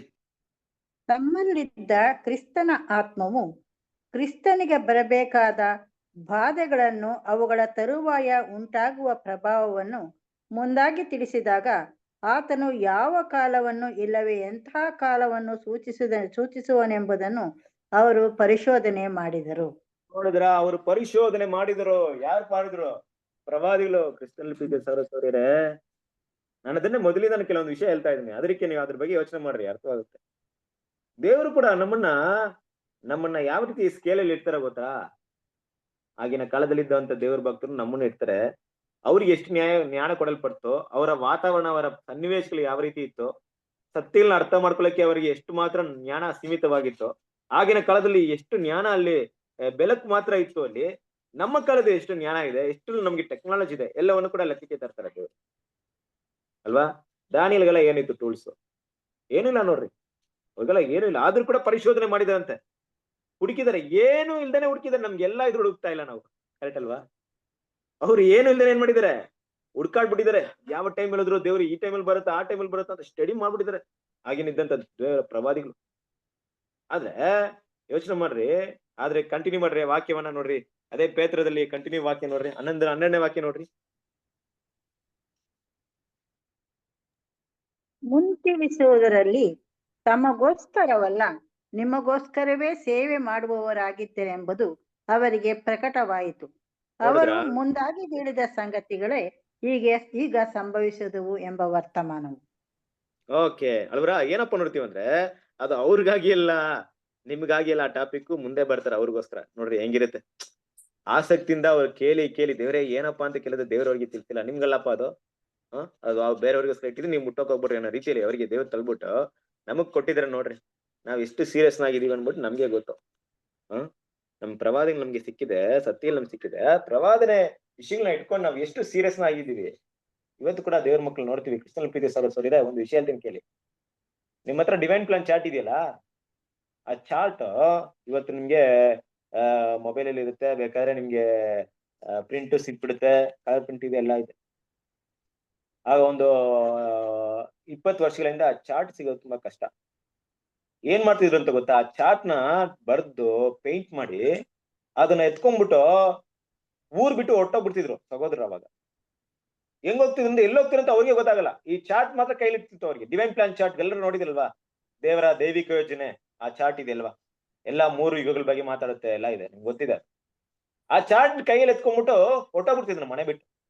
ಏನನ್ಬಿಟ್ಟು, ಎಲ್ಲಿ ಹೋಗ್ತಾರೋ, ಯಾರು ಸಿಗ್ತಾರೋ, ಯಾರ ಹತ್ರ ಬೇಕಾರೋ ಮಾತಾಡೋಣ ಅನ್ಬಿಟ್ಟು ಆ ಚಾರ್ಟ್ ಒಂದನ್ನೇ ಇಟ್ಕೊಂಡ್ಬಿಟ್ಟು ದೇವರ ಯೋಜನೆ ಅದ್ರಲ್ಲಿ ಸಂಪೂರ್ಣವಾಗಿದೆ. ಕ್ಲೀನ್ ಆಗಿ ಅರ್ಥ ಮಾಡ್ಕೊಂಡ್ಬಿಟ್ರೆ ಒಂದ್ ವ್ಯಕ್ತಿನ ಕುಂಡಿಸ್ಬಿಟ್ಟು ಒಂದು ಸ್ವಲ್ಪ ಸಮಯದಲ್ಲಿ ದೇವರ ಯೋಜನೆ ಅಲ್ಲಿ ಮಾತಾಡ್ಬೋದು. ಆ ಚಾರ್ಟ್ ಇಟ್ಕೊಂಡು ನೋಡ, ಹಿಂಗಿದೆ ದೇವ್ರ ಪ್ಲಾನ್, ಈ ತರ ಇದೆ ದೇವ್ರ ಪ್ಲಾನ್ ಅಂದ್ಬಿಟ್ಟು. ಆ ರೀತಿ ಸೇವೆ ಮಾಡಿದಂತ ಎಷ್ಟೋ ಜನರಿದ್ದಾರೆ ನಜಲ್ ಬ್ರದರ್ ಟೈಮಲ್ಲಿ. ಮನೆ ಬಿಟ್ಟು ಹೋಗಿ, ಊರ್ ಬಿಟ್ಟು ಹೋಗಿ, ಮತ್ತೆ ಅವ್ರು ಸೇರ್ದೆ ಎಲ್ಲೋ ಒಂದ್ ಕಡೆ ಇದ್ದು ಜೀವನ ಮಾಡಿ ಸತ್ತೋಗಿರೋ ಕೂಡ ಇದಾರೆ. ಕ್ರಿಸ್ತನ ಪ್ರೀತಿಯ ಸಹೋದರರೇ, ಸತ್ಯಕ್ಕೋಸ್ಕರ ನೋಡ್ರಿ, ನಮ್ಗೆ ಏನಪ್ಪಾ ಇಷ್ಟು ನಮ್ ಕೃಪೆ ಅಂದ್ರೆ, ನಮ್ ಹತ್ರ ಬಂದ್ಬಿಟ್ಟಿದ್ದಾರೆ ದೇವ್ರು, ನಮ್ವರೆಗೂ ಬಂದಿದ್ದಾರೆ ತಿಳ್ಸಕ್ಕೆ ಸತ್ಯವನ್ನ. ಆದ್ರೂ ನಾವು ದೇವ್ರಿಗೆ ನಾವೇ ನಂಗೆ ಉತ್ತರ ಕೊಡ್ಬೇಕು. ನಾವ್ ಎಷ್ಟ್ರ ಮಟ್ಟಿಗೆ ದೇವರ ಒಂದು ಸತ್ಯವನ್ನ ಹೇಳೋದ್ರಲ್ಲಿ ಆಸಕ್ತಿ ನಿರತರಾಗಿದ್ವಿ, ಎಷ್ಟು ಅದಕ್ಕೋಸ್ಕರ ನಾವು ಪ್ರಯಾಸ ಪಡೋರಾಗಿದ್ದೀವಿ, ಎಷ್ಟು ನಾವು ನಮ್ಮ ತ್ಯಾಗವನ್ನ ಮಾಡೋರಾಗಿದ್ದೀವಿ, ನಮ್ಗೆ ನಾವೇ ಪ್ರಶ್ನೆ ಕೇಳ್ಕೊಂಡು ನಾವೇ ಕೇಳ್ಕೊಂಡು. ಆ ರೀತಿಯಾಗಿ ಏನಕ್ಕಪ್ಪ ವಿಷಯ ಹೇಳ್ತಾ ಇದೀನಿ ಅಂದ್ರೆ, ಥಿಂಕ್ ಮಾಡಿ. ಇಲ್ಲಿ ಇದ್ರಂತ ವಿಷಯ ಕೂಡ ಅಷ್ಟೇ. ಅವ್ರಿಗೋಸ್ಕರ ತಿಳಿಸಲ್ಪಡ್ಲಿಲ್ಲ, ನಮಗೋಸ್ಕರ ದೇವ್ರು ತಿಳಿಸಿದ್ರು ಕೂಡ ಅದ್ರ ಬೆಲೆ ಗೊತ್ತಿಲ್ಲದೆ ಇದೀವಿ. ಆದ್ರಿಂದ ದೇವ್ರ ಮಕ್ಳಲ್ಲಿ ಅರ್ಥ ಮಾಡ್ಕೋಬೇಕಾದ ವಿಷಯ ಏನಪ್ಪಾ ಅಂದ್ರೆ, ಇವತ್ತು 70 ವಾರಗಳ ಪ್ರವಾದನೆ ಸಂಗತಿ ಯಾರಿಗ ಅರ್ಥವಾಗಿಲ್ಲ? ದಾನಿಯೇಲ್ಗೆ ಅರ್ಥವಾಗಿಲ್ಲ ಪಾಪ. ದಾನಿಯೇಲ್ ಬರ್ದಿದ್ದು ದಾನಿಯೇಲ್ ಗೊತ್ತಿಲ್ಲ, ಅನೇಕ ಭಕ್ತರಿಗೆ ಗೊತ್ತಿಲ್ಲ, ಅಪೊಸ್ತಲರಿಗೆ ಗೊತ್ತಿಲ್ಲ. ನೋಡ್ರಿ, ನಮಗ್ ತಿಳಿಸ್ತಾ ಇದ್ದಾರೆ ದೇವ್ರು 70 ವಾರಗಳ ವಿಷಯ ಗೊತ್ತಾಗ್ತಿದೆ. ಕರೆಕ್ಟ್ ಅಲ್ವಾ? ಅದೇ ಏನಂತ ಇಟ್ಬಿಟ್ಟಿದ್ದಾರೆ ದೇವ್ರು, 70 ವಾರಗಳ ವಿಷಯನ ಯಾರು ಕಂಡಿಡಿಯಕ್ಕಾಗಲ್ವೋ ಅವರಿಂದ 2300 ದಿನ ಕೂಡ ಕಂಡಿಡಿಯಕ್ಕಾಗಲ್ಲ. ಸೀಕ್ರೆಟ್ ಇಲ್ಲಿ ಇದು. ಈ ಡೋರ್ ಓಪನ್ ಮಾಡಿದ್ರೆ ಮಾತ್ರ ಆ ರೂಮ್ಗೆ ಹೋಗುವಂತ ಎಂಟ್ರೆನ್ಸ್ ಅಲ್ಲಿ ಇರುತ್ತೆ. ಈ ಡೋರ್ ಓಪನ್ ಮಾಡಕ್ಕಾಗಿಲ್ಲ, ಆ ರೂಮ್ಗೂ ಹೋಗಕ್ಕಾಗಲ್ಲ. ಹಂಗೆ ಇಟ್ಬಿಟ್ಟಿದ್ರು ದೇವ್ರು. ಅದರಿಂದ ನೋಡ್ಬೇಕಾದ್ರೆ ಮೊದಲನೇದಾಗ ನಾವು ಏನ್ ಅರ್ಥ ಮಾಡ್ಕೊಬೇಕಂದ್ರೆ, ಈ 70 ವಾರದ ಕಾಲ ಪ್ರವಾದಗಳನ್ನ ನಾವು ಅರ್ಥ ಮಾಡ್ಕೊಬೇಕು. ಕಂಟಿನ್ಯೂ ಮಾಡೋಣ. ಓದ್ಲಿ ಬ್ರದರ್, ಬೇರೆ ಯಾರಾದ್ರು? ಯಾರಾದ್ರೂ ಓದ್ತೀರಾ ಪ್ಲೀಸ್? ಹೀಗೆ ಆ ಸಾಂಕೇತಿಕ 70 ವಾರಗಳು ಅಥವಾ 490 ದಿನಗಳನ್ನು ವರ್ಷದಲ್ಲಿ 2300 ದಿನಗಳ ಮೊದಲಿನ ಭಾಗವಾಗಿ ನೆರವೇರಿತೆಂಬುದನ್ನು ಮತ್ತು ಪೂರ್ಣ ದರ್ಶನದ ದೇವರ ಗುರುತೆಂಬುದಾಗಿ ಗ್ರಹಿಸಿಕೊಂಡು ನಾವು ಎಲ್ಲಿ ಪೂರ್ಣಾವಧಿಯ ಸಂಪೂರ್ಣಗೊಳ್ಳುತ್ತದೆ ಎಂಬ ಅಳತೆಯನ್ನು ಪ್ರಾರಂಭಿಸುತ್ತೇವೆ. 2300 490 ಆಗ ಸಾಂಕೇತಿಕ 70 ವಾರಗಳು ಅಥವಾ 490 ದಿನಗಳನ್ನು ವರ್ಷಗಳಲ್ಲಿ 2300 ಎಂಬುದನ್ನು ಮತ್ತು ಪೂರ್ಣ ದರ್ಶನದ ದೇವರ ಗುರುತೆಂಬುದಾಗಿ ಗ್ರಹಿಸಿಕೊಂಡು ನಾವು ಪೂರ್ಣ ಅವಧಿಯು ಸಂಪೂರ್ಣಗೊಳ್ಳುತ್ತದೆಂಬ ಅಳತೆಯಲ್ಲಿ ಪ್ರಾರಂಭಿಸುತ್ತೇವೆ. 2300 ದಿನಗಳಿಂದ ಮೊದಲನೇ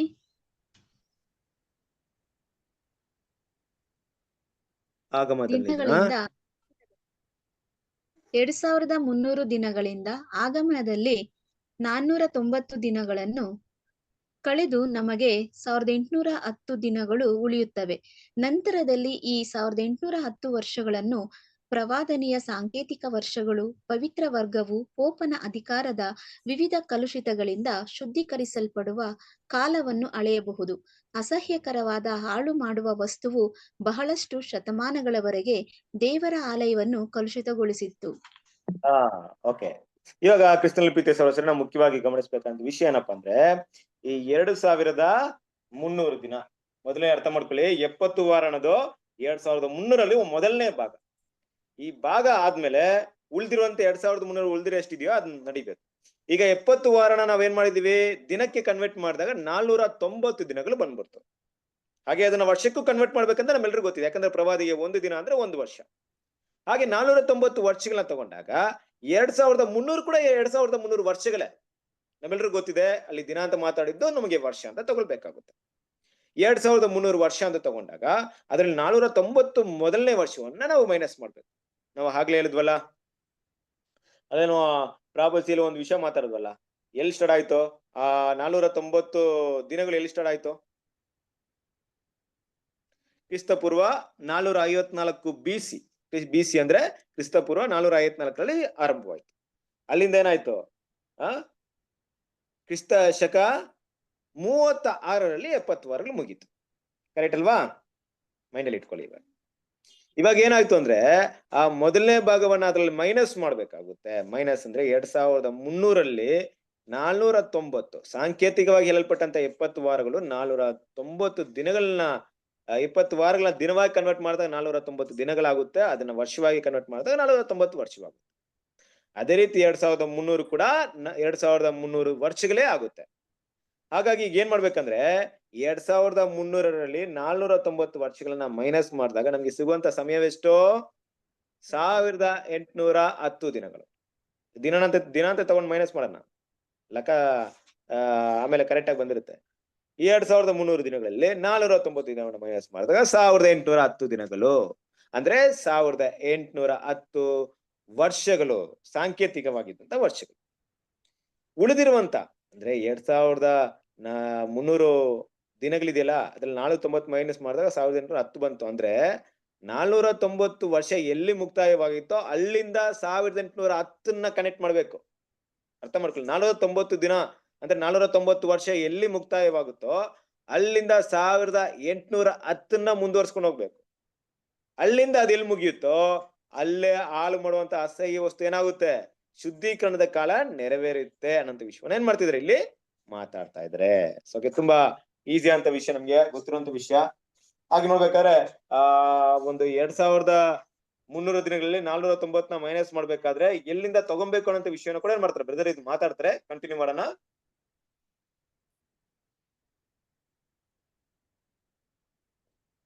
ಮೆಸ್ಸಿಯನ ಮರಣ ತೋರ್ಪಡಿಸುವಂತೆ ಕ್ರಿಸ್ತಶಕ 33ರಲ್ಲಿ ಉಂಟಾಯಿತು. ಸಂಪುಟ 2 68ರ ಪುಟವನ್ನು ನೋಡಿರಿ. ಕನ್ನಡದಲ್ಲಿ 34ನೇ ಪುಟ ನೋಡಿರಿ. ಇದು 70ರ ಕಡೆಯ ವಾರದ ಮಧ್ಯೆ ಅಥವಾ ನಡುವೆ ನಡೆಯಿತು. ಆದುದರಿಂದ ಇದರ ಪೂರ್ಣ ಅಂತ್ಯವು ಅರ್ಧ ವಾರ ಅಥವಾ 3 ವರ್ಷಗಳ ನಂತರವಾಗಿದೆ, ಅಂದರೆ ಕ್ರಿಸ್ತಶಕ 36ರ ಶರತ್ಕಾಲದಲ್ಲಿ. ಆದುದರಿಂದ ಕ್ರಿಸ್ತಶಕ 36ರ ಶರತ್ಕಾಲದಿಂದ 1810 ವರ್ಷಗಳು, ಅಂದರೆ 1846ರ ಶರತ್ ಋತುವು 2300 ದಿನಗಳ ದರ್ಶನವನ್ನು ಗುರುತಿಸುತ್ತದೆ ಮತ್ತು ಇದು ಪವಿತ್ರಾಲಯವು ಶುದ್ಧೀಕರಿಸಲ್ಪಡುವ ಉಚಿತ ಕಾಲವಾಗಿದೆ.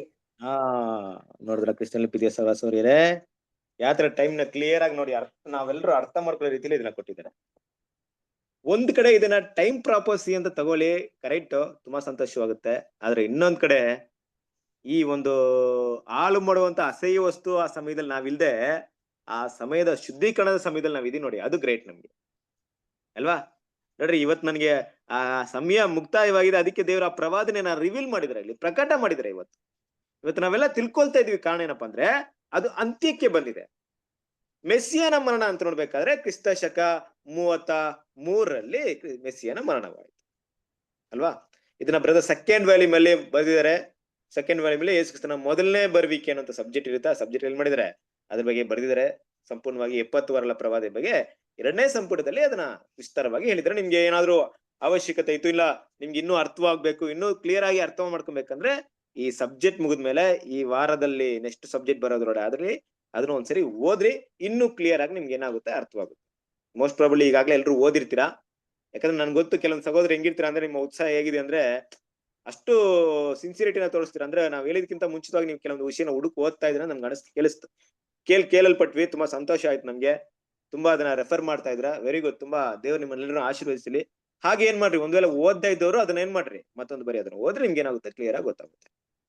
ಈಗ 70ರ ಕಡೆಯ ವಾರದ ಮಧ್ಯದಲ್ಲಿ ಅಂದ್ರೆ 70 ವೀಕ್ಸ್ ಅಲ್ಲಿ 17th ವೀಕ್ ಇದೆಯಲ್ಲ, 70ನೇ ವಾರ, ಅದ್ರ ಮಧ್ಯದಲ್ಲಿ ಏನಾಯ್ತು, ಮೇಸಿಯನು ಸಂಹರಿಸಲ್ಪಡುವನು ಅಲ್ವಾ. ಸೊ ಅದ್ ಯಾವಾಗಾಯ್ತು ಅಂದ್ರೆ ಅದರ ಪೂರ್ಣ ಅಂತ್ಯ 33ರಲ್ಲಿ ಏನ್ ನಡೀತು, ಯೇಸು ಕ್ರಿಸ್ತನ ಮೆಸ್ಸಿಯನ ಸಂಹಾರ ನಡೀತು. ಅಲ್ಲಿಂದ ಉಳಿದಿರುವಂತ 3.5 ವರ್ಷ ಕೃಪೆಯ ಸಮಯ ಅವ್ರಿಗಿತ್ತು. ಯಾರಿಗೆ? ಇಸ್ರೇಲ್ ಜನರಿಗೆ. ಅದಕ್ಕೆ ಯೇಸು ಕ್ರಿಸ್ತನ ಹೇಳಿದ್ರು, ನೀವು ಮೊದಲು ಆ ಒಂದು ಅಪೊಸ್ತಲ ಕೃತ್ಯ 1ನೇ ಅಧ್ಯಾಯದಲ್ಲಿ ಪರಲೋಕಕ್ಕೆ ಹೋಗ್ಬೇಕಾದ್ರೆ ಮೊದಲೇನ್ ಮಾಡ್ರಿ, ಯುದಾಯದಿಂದ, ಯೆರೂಸಲೇಮ್ನಿಂದ, ಸಮರ್ಯದಿಂದ, ಆಮೇಲೆ ಭೂಮಿಯ ಕಟ್ಟ ಕಡೆಗೆ ಹೋಗ್ರಿ ಅಂದ್ಬಿಟ್ಟು. ಯಾಕಂದ್ರೆ ಯುದಾಯ, ಸಮರ್ಯ ಮತ್ತೆ ನೀವು ಯೆರೂಸಲೇಮ್ನ ಸುತ್ತಾಗಷ್ಟು ನಿಮ್ಗೆ ಇನ್ನ 3.5 ವರ್ಷ ಮುಗ್ದೋಗ್ಬಿಡುತ್ತೆ. ಆಮೇಲೆ ಹೆಂಗೂ ಸತ್ಯ ಎಲ್ಲರ ಕಡೆ ಹೋಗಿರುತ್ತೆ. ಅವ್ರಂತೂ ಅಂಗೀಕರಿಸಿರಲ್ಲ. ಯಾರೆಲ್ಲ ಅಂಗೀಕರಿಸಿರ್ತಾರೋ ಅವ್ರೇನಾಗಿರ್ತಾರೆ, ಅವರೆಲ್ಲರೂ ಕೂಡ ಸುವಾರ್ಥ ಸರಕ್ಕೆ ಎಲ್ಲ ಛೇದಿಸಲ್ಪಟ್ಟಿರ್ತಾರೆ. ಇವರಂತೂ ಕ್ರಿಸ್ತನ ಅಂಗೀಕರಿಸಿರಲ್ಲ. ಇವ್ರಿಗೆ ಏನ್ ಮಾಡ್ರಿ, ಕೃಪೆ ಸಮಯ ಮುಕ್ತಾಯವಾಯ್ತು, ಇನ್ನು ಅನ್ಯ ಜನದ ಕಡೆ ಹೊರಟೋಗ್ಬಿಡ್ರಿ ಅಂತ ದೇವ್ರ ಪ್ಲಾನ್ ಹಂಗೆ ಕರೆಕ್ಟ್ ಇತ್ತು. ಹಾಗನ್ಬಿಟ್ಟು ಅಪೊಸ್ತಲರೆಲ್ಲ ಏನ್ ಮಾಡಿಲ್ಲ, ಕರೆಕ್ಟ್ ಆಗಿ 3.5 ವರ್ಷ ಲೆಕ್ಕ ಮಾಡಿ ಏನು ಮಾಡಿಲ್ಲ. ಅದು ಆಟೋಮೆಟಿಕ್ ಆಗಿ ದೇವರ ಪ್ಲಾನ್ ಅಲ್ಲಿ ಏನಿತ್ತು ಅದೇ ಪ್ರಕಾರ ನಡೀತು. ಆ ಒಂದು 36 ಅಂದ್ರೆ 76 ಅಷ್ಟರಲ್ಲಿ ಏನಾಯ್ತು, ಇಸ್ರೇಲ್ ಜನರು ಕ್ರಿಸ್ತನ ಸಂಪೂರ್ಣ ನಿರಾಕರಣೆ ಮಾಡಿದ್ರು. ಕೆಲವರು ಮಾತ್ರ ಕ್ರಿಸ್ತನ ಅಂಗೀಕರಿಸಿದ್ರು. ಅಲ್ಲಿಂದ ಇಸ್ರೇಲ್ ಅಲ್ಲಿ ಇದ್ದಂತ ದೇವರ ಭಕ್ತರು, ಅಪೋಸ್ತಲರು ಅನ್ಯ ಜನರ ಕಡೆಗೆ ಹೊರಟೋದ್ರು. ಅಪೋಸ್ತಲ್ ಪಾಲ್ ಅದ್ರಲ್ಲಿ ತುಂಬಾ ಪ್ರಾಮುಖ್ಯವಾದಂತ ಒಂದು ಅಪೋಸ್ತಲರಾಗಿದ್ರು. ಅನ್ಯ ಜನರಿಗೆ ಸುವಾರ್ತಿನ ಸಾರದಲ್ಲಿ. ಅಂದ್ರೆ ಏನರ್ಥ, ಕ್ರಿಸ್ತಶಕ 36ರಲ್ಲಿ ಈ 70 ವಾರಗಳ ಸಮಯ ಮುಕ್ತಾಯಕ್ಕೆ ಬಂತು. ಹಾಗಿರ್ಬೇಕಾದ್ರೆ ನಾವೀಗ ಕ್ಯಾಲ್ಕುಲೇಷನ್ ಮಾಡ್ಬೇಕಾಗಿರೋದು 1810 ವರ್ಷಗಳನ್ನ ಎಲ್ಲಿಂದ ತಗೊಬೇಕು. ಸೊ ಇನ್ನು ಕ್ಲಿಯರ್ ಆಗಿ ನಿಮ್ಮೆಲ್ಲರಿಗೂ ಗೊತ್ತಿದೆ. ಮತ್ತೆ ಅದನ್ನ ಹೇಳೋಂತ ಉದ್ದೇಶ ಏನಪ್ಪಾ ಅಂದ್ರೆ ಮೈಂಡ್ ಅಲ್ಲಿ ಕುತ್ಕೊಂಡ್ಬಿಡ್ಲಿ ಅಂದ್ಬಿಟ್ಟು. ಈಗ ಒಂದ್ 10 ಸರಿ ಹೇಳಿ ಮೈಂಡ್ ಅಲ್ಲಿ ಅದು ಚೆನ್ನಾಗಿ ಅರ್ಥವಾಗಿ ಮತ್ತೆ 1 ವರ್ಷ ಬಿಟ್ಟು ನಾವು ಮತ್ತೆ ಅದೇ ಪ್ರಶ್ನೆ ಕೇಳಿದಾಗ ಗೊತ್ತಿಲ್ಲ ಅಂದ್ಬಿಟ್ಟು ಏನರ್ಥ, ಮೈಂಡ್ ಇಟ್ಟಿಲ್ಲ ಅಂತ ಅರ್ಥ. ಅದಕ್ಕೆ ಮತ್ತೆ ರಿಪೀಟ್ ಮಾಡ್ತಾ ಇದ್ದೀನಿ. 2300ರಲ್ಲಿ 490 ದಿನಗಳನ್ನ ಕಳೆದಾಗ 1810 ದಿನ ಅಂದ್ರೆ 1810 ವರ್ಷಗಳು ಬರುತ್ತೆ. ಅದನ್ನ ಎಲ್ಲಿಂದ ಲೆಕ್ಕಾಚಾರ ತಗೊಬೇಕು ಅಂದ್ರೆ ಕ್ರಿಸ್ತ ಶಕ 36 ತಗೊಬೇಕು. ಇನ್ನು ನಾವು 2300ನ ಕ್ರಿಸ್ತ ಪೂರ್ವ 454ರಿಂದನೂ ತಗೊಬಹುದು. ಬಟ್ ಇಲ್ಲೊಂದು ಬೇರೆ ಮೆಥಡ್ ಅಲ್ಲಿ ಬ್ರದರ್ ಹೇಳ್ತಾ ಇದ್ರು, ಅದನ್ನು ಮೈಂಡ್ ಅಲ್ಲಿ ಇಟ್ಕೊಳ್ಳಿ. 454ನ ತಗೊಂಡ್ರು ಕೂಡ 2300 ಆಗಿ ಬರುತ್ತೆ. ಇಲ್ಲಿ ಕೆಲವರಿಗೆ ಒಂದು ಕನ್ಫ್ಯೂಷನ್ ಏನಪ್ಪಾ ಅಂದ್ರೆ ಕ್ರಿಸ್ತ ಪೂರ್ವ ಕ್ರಿಸ್ತ ಶಕ. ಕ್ರಿಸ್ತ ಪೂರ್ವ ಮತ್ತು ಕ್ರಿಸ್ತ ಶಕ ಏನಪ್ಪಾ ಡಿಫ್ರೆನ್ಸ್ ಅಂದ್ರೆ, ಕ್ರಿಸ್ತ ಪೂರ್ವ ಅನ್ನೋದು ಕ್ರಿಸ್ತನಾದ ಯೇಸು ಕ್ರಿಸ್ತನ್ ಬರೋದಕ್ಕಿಂತ ಮೊದಲಿಂದ ದಿನಗಳು. ಕ್ರಿಸ್ತ ಶಕ ಅಂದ್ರೆ ಯೇಸು ಕ್ರಿಸ್ತನ್ ಬಂದ ನಂತರ, ಪುನರ್ತನವಾದ ನಂತರ ಇದ್ದಂತ ದಿನಗಳು. ಅಂದ್ರೆ ಪುನರ್ತನವಾದ್ರೆ ಅಂತಲ್ಲ, ಯೇಸು ಕ್ರಿಸ್ತನು ಹುಟ್ಟಿದ ಮೇಲೆ ಆಗಿದ್ದ ಅಲ್ಲಿಂದ ಬಂದಂತ ಒಂದು ಸಮಯ. ನಾಟ್ ರೆಸರೆಕ್ಷನ್, ಬರ್ತ್ ಇಂದಾನೆ ಬರ್ತದೆ. ಓಕೆ, ಅಲ್ಲಿರುವಂತ ಸಮಯ. ಹಾಗೆ ಕ್ರಿಸ್ತ ಪೂರ್ವಕ್ಕೆ ಏನಪ್ಪಾ ಡಿಫ್ರೆನ್ಸ್ ಅಂದ್ರೆ, ನಿಮ್ಮೆಲ್ರಿಗೂ ಗೊತ್ತು ಕ್ರಿಸ್ತ ಪೂರ್ವ ಸಮಯ ಹೆಂಗ ಹೋಗುತ್ತೆ, ರಿವರ್ಸ್ ಆರ್ಡರ್ ಹೋಗುತ್ತೆ. ಕ್ರಿಸ್ತ ಶಕ 1, 2, 3, 4 ಅಂತ ಬಂದ್ರೆ, ಕ್ರಿಸ್ತ ಪೂರ್ವ ಕ್ರಿಸ್ತ ಶಕದಿಂದ ರಿವರ್ಸ್ ಹೋಗುತ್ತೆ. ಹೆಂಗ್ ಹೋಗುತ್ತೆ? 1, 2, 3 ಅಂತ ಹೋಗುತ್ತೆ. ಕರೆಕ್ಟ್ ಅಲ್ವಾ? ಅದು ಮೈಂಡ್ ಅಲ್ಲಿ ಇರ್ಲಿ, ಮತ್ತೆ ಅದು ಕನ್ಫ್ಯೂಷನ್ ಆಗೋದ್ ಬೇಡ. ಅದಕ್ಕೆ ಈ ತರ ಲೆಕ್ಕಾಚಾರ ಮಾಡಿದ್ರೆ ತುಂಬಾ ಈಸಿ ಆಗುತ್ತೆ ಅಂದ್ಬಿಟ್ಟು ಉದ್ದೇಶದಲ್ಲಿ ಬ್ರದರ್ ಏನ್ ಮಾಡಿದ್ರೆ, ಇಲ್ಲಿ ಈ ತರ ಕ್ಯಾಲ್ಕುಲೇಷನ್ ಕೊಟ್ಟಿದ್ದಾರೆ. ಹಾಗಿರ್ಬೇಕಾದ್ರೆ ಆ ಸಮಯ ಎಲ್ಲಿ ಮುಗೀತು ಅಂದ್ರೆ 1846ರಲ್ಲಿ 2300 ದಿನಗಳ ದರ್ಶನ ಏನಾಗುತ್ತೆ, ಕಂಪ್ಲೀಟ್ ಆಗುತ್ತೆ. ಅಲ್ಲಿಂದ ಈಚೆಗೆ ಪವಿತ್ರಾಲಯವು ಶುದ್ಧೀಕರಿಸಲ್ಪಡುವ ಸಮಯ ಏನಾಗುತ್ತೆ, ಶುರುವಾಗುತ್ತೆ ಅಲ್ವಾ? ಇನ್ಮೇಲೆ ಯಾರು ಕೂಡ ಪವಿತ್ರಾಲಯದಲ್ಲಿ ಹಾಳು ಮಾಡುವಂತ ಅಸಹ್ಯ ವಸ್ತುನ ಇಡಕ್ಕೆ ಸಾಧ್ಯತೆನೇ ಇಲ್ಲ. ಈ ಹಾಳು ಮಾಡುವಂತ ಅಸಹ್ಯ ವಸ್ತು ಪವಿತ್ರಾಲಯದಲ್ಲಿ ಕೆಲಸ ಮಾಡೋದಕ್ಕೆ ಸಾಧ್ಯತೆ ಇಲ್ಲ. ಹೇಗೆ, ಯಾವ ರೀತಿ ಇದನ್ನ ಅರ್ಥ ಮಾಡ್ಕೊಬೇಕಾಗಿರೋದು, ಯಾವ ರೀತಿ ಇದನ್ನ ತಿಳ್ಕೊಬೇಕಾಗಿರೋದು? ಓಕೆನಾ? ಸೊ ಇದನ್ನ ಕ್ರಿಸ್ತನಲ್ಲಿ ಪ್ರೀತಿಯ ಸಹೋದರರೇ ನಾವು ಕ್ಲಿಯರ್ ಆಗಿ ಅರ್ಥ ಮಾಡ್ಕೊಳ್ಳಕ್ಕೆ ಪ್ರಯತ್ನ ಪಡ್ತೀವಿ. ಮುಖ್ಯವಾಗಿ ನೋಡ್ಬೇಕಾದ್ರೆ ದೇವರ ಯೋಜನೆಯಲ್ಲಿ ಇರುವಂತ ಒಂದು ವಿಷಯ ಏನಪ್ಪಾ ಅಂದ್ರೆ, ನಾವೆಲ್ಲರೂ ತಿಳ್ಕೊಬೇಕಾಗಿರೋದು ಅಲ್ವಾ, ಸಭೆ ಕಾಲದಲ್ಲಿ ಅಂದ್ರೆ ಆಂಟಿಕ್ರೈಸ್ಟ್ ಪೀರಿಯಡ್ ಅಲ್ಲಿ ಏನಿತ್ತು ಅಂದ್ರೆ, ಈ ಒಂದು ಹಾಳು ಮಾಡುವಂತ ಅಸಹ್ಯ ವಸ್ತು ಸಭೆ ಮೇಲೆ ದೊರೆತನ ಮಾಡ್ತು. ಆದ್ರೆ 1846 ಅಲ್ವಾ?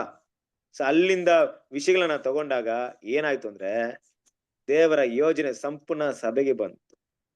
ಆ ಯೋಜನೆ ಮೂಲಕ ಸಭೆ ಶುದ್ಧೀಕರಣ ಮಾಡಲ್ಪಡ್ತು.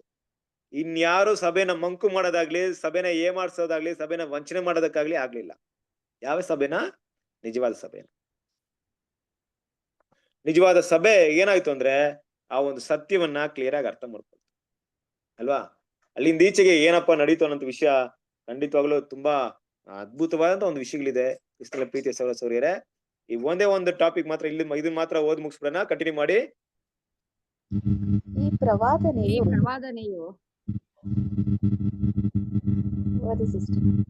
ಈ ಪ್ರವಾದನೆಯು ಈಡೇರಿಸುತ್ತಿರುವಾಗ ನಾವು ಇದರಲ್ಲಿ ಇತರೆ ನೆರವೇರದ ಪ್ರವಾದನೆಗಳ ಪ್ರಕರಣ ನೆರವೇರಿಕೆಯು ಇತಿಹಾಸದ ಪುಟಗಳಲ್ಲಿ ಸೇರುವಂತೆ ಈ ಸತ್ಯವನ್ನು ಕಂಡುಕೊಳ್ಳಲು ನಿರೀಕ್ಷಿಸಬಹುದು. ಇತಿಹಾಸಕಾರರು ಕೆಲವೊಮ್ಮೆ ಸತ್ಯವೇದದ ದೇವರನ್ನು ನಂಬದೇ ಇರುವವರಾಗಿದ್ದರೂ, ದೇವರು ಅವರ ಕಾರ್ಯಗಳನ್ನು ರದ್ದುಪಡಿಸುವನೆಂಬುದು ಅವರಿಗೆ ತಿಳಿದು, ಹೀಗಾಗಿ ಎಲ್ಲಿ ಪ್ರವಾದನೆಗಳು ನೆರವೇರುವವೋ ಅಲ್ಲಿ ಸತ್ಯಗಳು ಯಾವಾಗಲೂ ನಿಚ್ಚಳವಾಗಿ ಒಳ್ಳೆಯ ಮತ್ತು ವಿಶ್ವಾಸಾರ್ಹ ಪ್ರಮಾಣವಾಗಿ ಇತಿಹಾಸವನ್ನು ಸೇರಿಕೊಳ್ಳುತ್ತದೆ. ಪವಿತ್ರಾಲಯವನ್ನು ಶುದ್ಧೀಕರಿಸುವ ಈ ಪ್ರಕರಣದಲ್ಲಿಯೂ ಅದರಂತೆಯೇ ಆಗಿದೆ.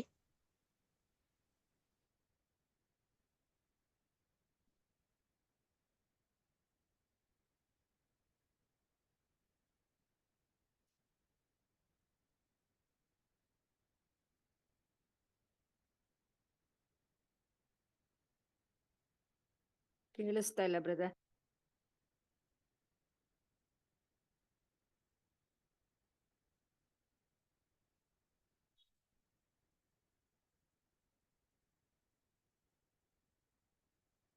ಏನು ಕೇಳಿಸ್ತಾ ಇಲ್ಲ ಬ್ರದರ್. ಸಾರಿ ಕ್ಷಮಿಸಿ. ಓಕೆ, ಸಾರಿ. ಕ್ರಿಸ್ತನ ಪ್ರೀತಿಯ ಸಹೋದರರೇ, ಏನಪ್ಪ ನೋಡ್ತೀವಿ ಅಂದ್ರೆ, ಈ ಪ್ರವಾದನೆ ನೆರವೇರಿದೆಯಲ್ಲ, ಈ ಪ್ರವಾದನೆ ನೆರವೇರಿದ್ರಲ್ಲಿ ನಮ್ಗೆ 2 ಎವಿಡೆನ್ಸ್ ಇದೆ. ಒಂದು ಸತ್ಯವೇದ ಯಾವಾಗ್ಲೂ ಸುಳ್ಳೇಳಲ್ಲ, ಸತ್ಯ ಹೇಳೋದು ಯಾವಾಗ್ಲೂ ನಿಜ. ಸತ್ಯವನ್ನ ಸರಿಯಾದ ರೀತಿಯಲ್ಲಿ ಅರ್ಥ ಮಾಡ್ಕೊಂಡ್ರೆ ಖಂಡಿತವಾಗ್ಲೂ ಸತ್ಯ ಏನ್ ಹೇಳ್ತಿದೆ ಅದೇ ನಿಜ. ಆದ್ರೆ ಈ ಸತ್ಯಕ್ಕೆ ಅನುಗುಣವಾಗಿ ಚರಿತ್ರೆ ಕೂಡ ಸೇರ್ಕೊಬೇಕು, ಇತಿಹಾಸನ ಸೇರ್ಕೊಬೇಕು. ಯಾಕೆ ಇತಿಹಾಸ ಸೇರ್ಕೊಬೇಕು? ಯಾಕೆಂದ್ರೆ ನಾವು ಓದ್ತಾ ಇರೋದು ಪ್ರವಾದನೆ, ಅಂದ್ರೆ ಸುಮಾರು 2-3 ಸಾವಿರ ವರ್ಷಗಳಿಂದ ಮಾತಾಡಿದಂತಹ ಪ್ರವಾದನೆ ವಿಷಯನ ಇಲ್ಲಿ ತಗೊಳ್ತಾ ಇದೀವಿ. ಹಾಗಂದು ಮಾತ್ರಕ್ಕೆ ಅದನ್ನ ಹೇಳ್ದವ್ರು ಯಾರು ಜೀವಂತವಾಗಿಲ್ಲ. ಆದ್ರೆ ದೇವರ ಪ್ರವಾದನೆ ವಾಕ್ಯ ಯಾವಾಗ್ಲೂ ಸಾಯುವಂತದಲ್ಲ, ಅದಕ್ಕೆ ಜೀವ ಇದೆ, ಅದಕ್ಕೆ ಲೈಫ್ ಇದೆ, ಅದಕ್ಕೆ ಬೆಲೆ ಇದೆ, ಅದು ಯಾವತ್ತೂ ಸುಳ್ಳಿಲ್ಲ. ಅದು ಸರಿನಾ ಇಲ್ವಾ ಅಂತ ಹುಡುಕುವಂತ ಜವಾಬ್ದಾರಿ ದೇವರು ಯಾರು ಕೊಟ್ಬಿಟ್ಟಿದ್ದಾರೆ ಅಂದ್ರೆ ಕೊನೆ ಕಾಲದಲ್ಲಿ ಜೀವಿಸುವಂತ ಭಕ್ತರ ಕೈಲಿ ಕೊಟ್ಬಿಟ್ಟಿದ್ದಾರೆ. ಇದಕ್ಕೆ ಕನೆಕ್ಟ್ ಮಾಡಿ ನೋಡುವಂತ ವಿಷಯ ನಮ್ಗೆ ಏನಪ್ಪಾ ಎವಿಡೆನ್ಸ್ ಅಂದ್ರೆ ಇತಿಹಾಸ, ಹಿಸ್ಟ್ರಿ. ಹಾಗಂತ ಹಿಸ್ಟ್ರಿ ಎಲ್ಲ ಕೂಡ 100% ಕರೆಕ್ಟ್ ಆಗಿರುತ್ತಾ? ಸಾಧ್ಯತೆ ಇಲ್ಲ. ಅದ್ರಲ್ಲೂ ಕೂಡ ಸುಳ್ಳು ಇರ್ಬೋದು, ಅದ್ರಲ್ಲೂ ಕೂಡ ಮಿಸ್ಟೇಕ್ ಇರ್ಬೋದು ಕ್ರಿಸ್ತನ ಪ್ರೀತಿ ಸರ್. ಹಿಸ್ಟ್ರಿನ ಬರೆಯೋದು ಯಾರು? ಮನುಷ್ಯರು.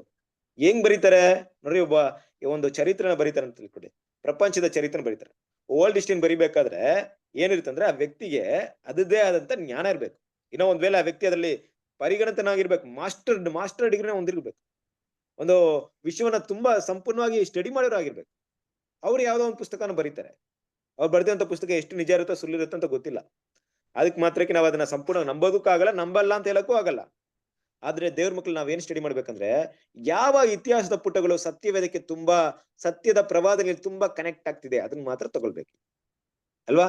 ಯಾವುದು ಸತ್ಯ ವಾಕ್ಯಕ್ಕೆ ದೇವರ ಪ್ರವಾದನೆಗಳಿಗೆ ಕನೆಕ್ಟ್ ಆಗ್ತಿದೆ ಆ ಇತಿಹಾಸ ತಗೊಳ್ಬೇಕು. ಇನ್ನು ಕೂಡ ಬ್ರದರ್ ತಗೊಳ್ಬೇಕಾದ್ರೆ ಯಾವ ರೀತಿ ತಗೊಳ್ತಾ ಇದಾರೆ ಅಂದ್ರೆ ಓಲ್ಡ್ ಅಂದ್ರೆ ತುಂಬಾ ಹಳೇದಾದ ಇತಿಹಾಸ ಒಂದು ಪ್ರವೀಣರು ಯಾರು ಬರ್ದಿರ್ತಾರೆ, ಜೋಸಫಾಸ್, ಇನ್ನು ಕೆಲವರು ಇರ್ತಾರೆ, ಅಂತವ್ರು ಏನ್ ಮಾಡ್ತಾರೆ, ಕೆಲವರು ಚರಿತ್ರೆಯನ್ನು ತಗೊಂಡಿದ್ದಾರೆ ನೋಡಿ. ಆಗಿನ ಕಾಲದಲ್ಲಿ ಇದ್ದವರೇ ಹಾಗೆ ಅಂದ್ರೆ ಏನಪ್ಪಾ ಅಂದ್ರೆ ಒಂದ್ ವ್ಯಕ್ತಿ 100 ವರ್ಷ ಆ ಸಮಯದಲ್ಲಿ ಬದುಕಿರ್ತಾನೆ ಅಂತ ಇಟ್ಕೊಳ್ಳಿ.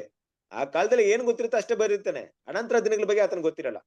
ಈ ಕಾಲದಲ್ಲಿ ಇರುವಂತ ವಿಷಯ ಬರಿಬೇಕಾದ್ರೆ ಆ ಕಾಲದಲ್ಲಿ ಜೀವನ ಮಾಡಿದಂತ ವ್ಯಕ್ತಿ ಅದನ್ನ ಕಂಡು ನೋಡಿ ಕೇಳಿದ್ನ ಬರ್ದಿರ್ಬೇಕು. ಅಂತಹ ಒಂದು ಕ್ಲಿಯರ್ ಕಟ್ ಅಂತ ಒಂದು ಹಿಸ್ಟ್ರಿ ನಮ್ಗೆ ಬೇಕು. ಆ ಹಿಸ್ಟ್ರಿನ ಇಟ್ಟು ಸ್ಟಡಿ ಮಾಡಿದಾಗ ಈ ಒಂದು ಎವಿಡೆನ್ಸ್ ಎಲ್ಲ ಕೂಡ ನಮ್ಗೆ ಕ್ಲಿಯರ್ ಆಗಿ ಕಾಣಿಸುತ್ತೆ. ಅಂದ್ರೆ 1846ರಲ್ಲಿ ಏನ್ ನಡೀತು, ಚರಿತ್ರೆ ಪ್ರಕಾರ ದೇವರ ಪ್ರವಾದನೆ ನೆರವೇರುವಂತ ರೀತಿಯಲ್ಲಿ ಈ ಪವಿತ್ರಾಲಯದ ಶುದ್ಧೀಕರಣ ಮಾಡುವಂತ ರೀತಿಯಲ್ಲಿ 1846ರಲ್ಲಿ ಯಾವ ಘಟನೆಗಳು ನಡೆಯಿತು, ಏನೆಲ್ಲ ಸನ್ನಿವೇಶಗಳು ನಡೀತು, ಚರಿತ್ರೆಯಲ್ಲಿ, ಪ್ರಪಂಚ ಚರಿತ್ರೆಯಲ್ಲಿ, ಸಭೆಯ ಚರಿತ್ರೆಯಲ್ಲಿ ಏನ್ ನಡೀತು ಅನ್ನೋದನ್ನ ತಗೊಂಡು ಅಲ್ಲಿ ಅದನ್ನ ಸ್ಟಡಿ ಮಾಡಿ ಅದು ಕರೆಕ್ಟ್ ಆಗಿ ದೇವರು ಹೇಳಿದಂತ ಪ್ರವಾದನೆಗೆ ಹೊಂದಾಣಿಕೆ ಆಗ್ತಿದೆಯಾ ಅಂತ ಇರುವಂತ ವಿಷಯಗಳನ್ನ ಸ್ಟಡಿ ಮಾಡುವಂತ ಒಂದು ಕೆಲಸ ಯಾರ್ದಪ್ಪ ಅಂದ್ರೆ ದೇವ್ರ ಮಕ್ಕಳು ನಮ್ದು ಆಗಿರೋದ್ರಿಂದ ಬರುವಂತ ದಿನಗಳಲ್ಲಿ ಅದ್ರ ಬಗ್ಗೆ ಏನ್ ಮಾಡೋಣ, ಸ್ಟಡಿ ಮಾಡೋಣ. ಅಲ್ಲಿ ನಡೆದಂತ ಘಟನೆ ಏನು, ಯಾಕಂದ್ರೆ 1940ರಲ್ಲಿ ನಮ್ ರಸಲ್ ಬ್ರದರ್ ಕೂಡ ಇದ್ರು. ಅವ್ರ ಏನ್ ಮಾಡಿದ್ರ ಆ ಒಂದು ಚರಿತ್ರೆನ ಇದ್ದಿದ್ದಂತ ವಿಷಯನ ತಗೊಂಡು ಏನ್ ಮಾಡಿದ್ರು, ಬರ್ದಿದ್ದಾರೆ. ಸೊ ಅದ್ರ ಬಗ್ಗೆ ಏನ್ ಮಾಡೋಣ, ಸಂಕ್ಷಿಪ್ತವಾಗಿ ಸ್ಟಡಿ ಮಾಡಿ ಏನ್ ನಡೆದಿರ್ಬೋದು ಅನ್ನೋಂಥ ವಿಷಯವನ್ನ ಸ್ಟಡಿ ಮಾಡೋಣ.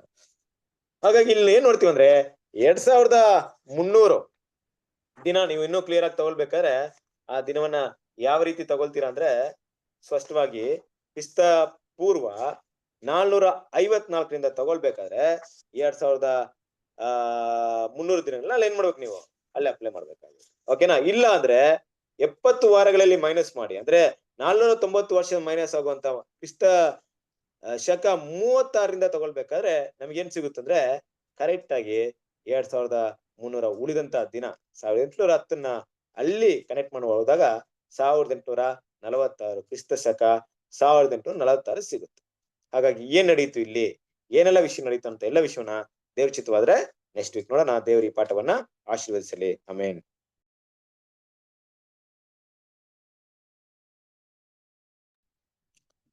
ಓಕೆ, ಪ್ರಾರ್ಥನೆ ಮಾಡಿ ಮುಗಿಸೋಣ.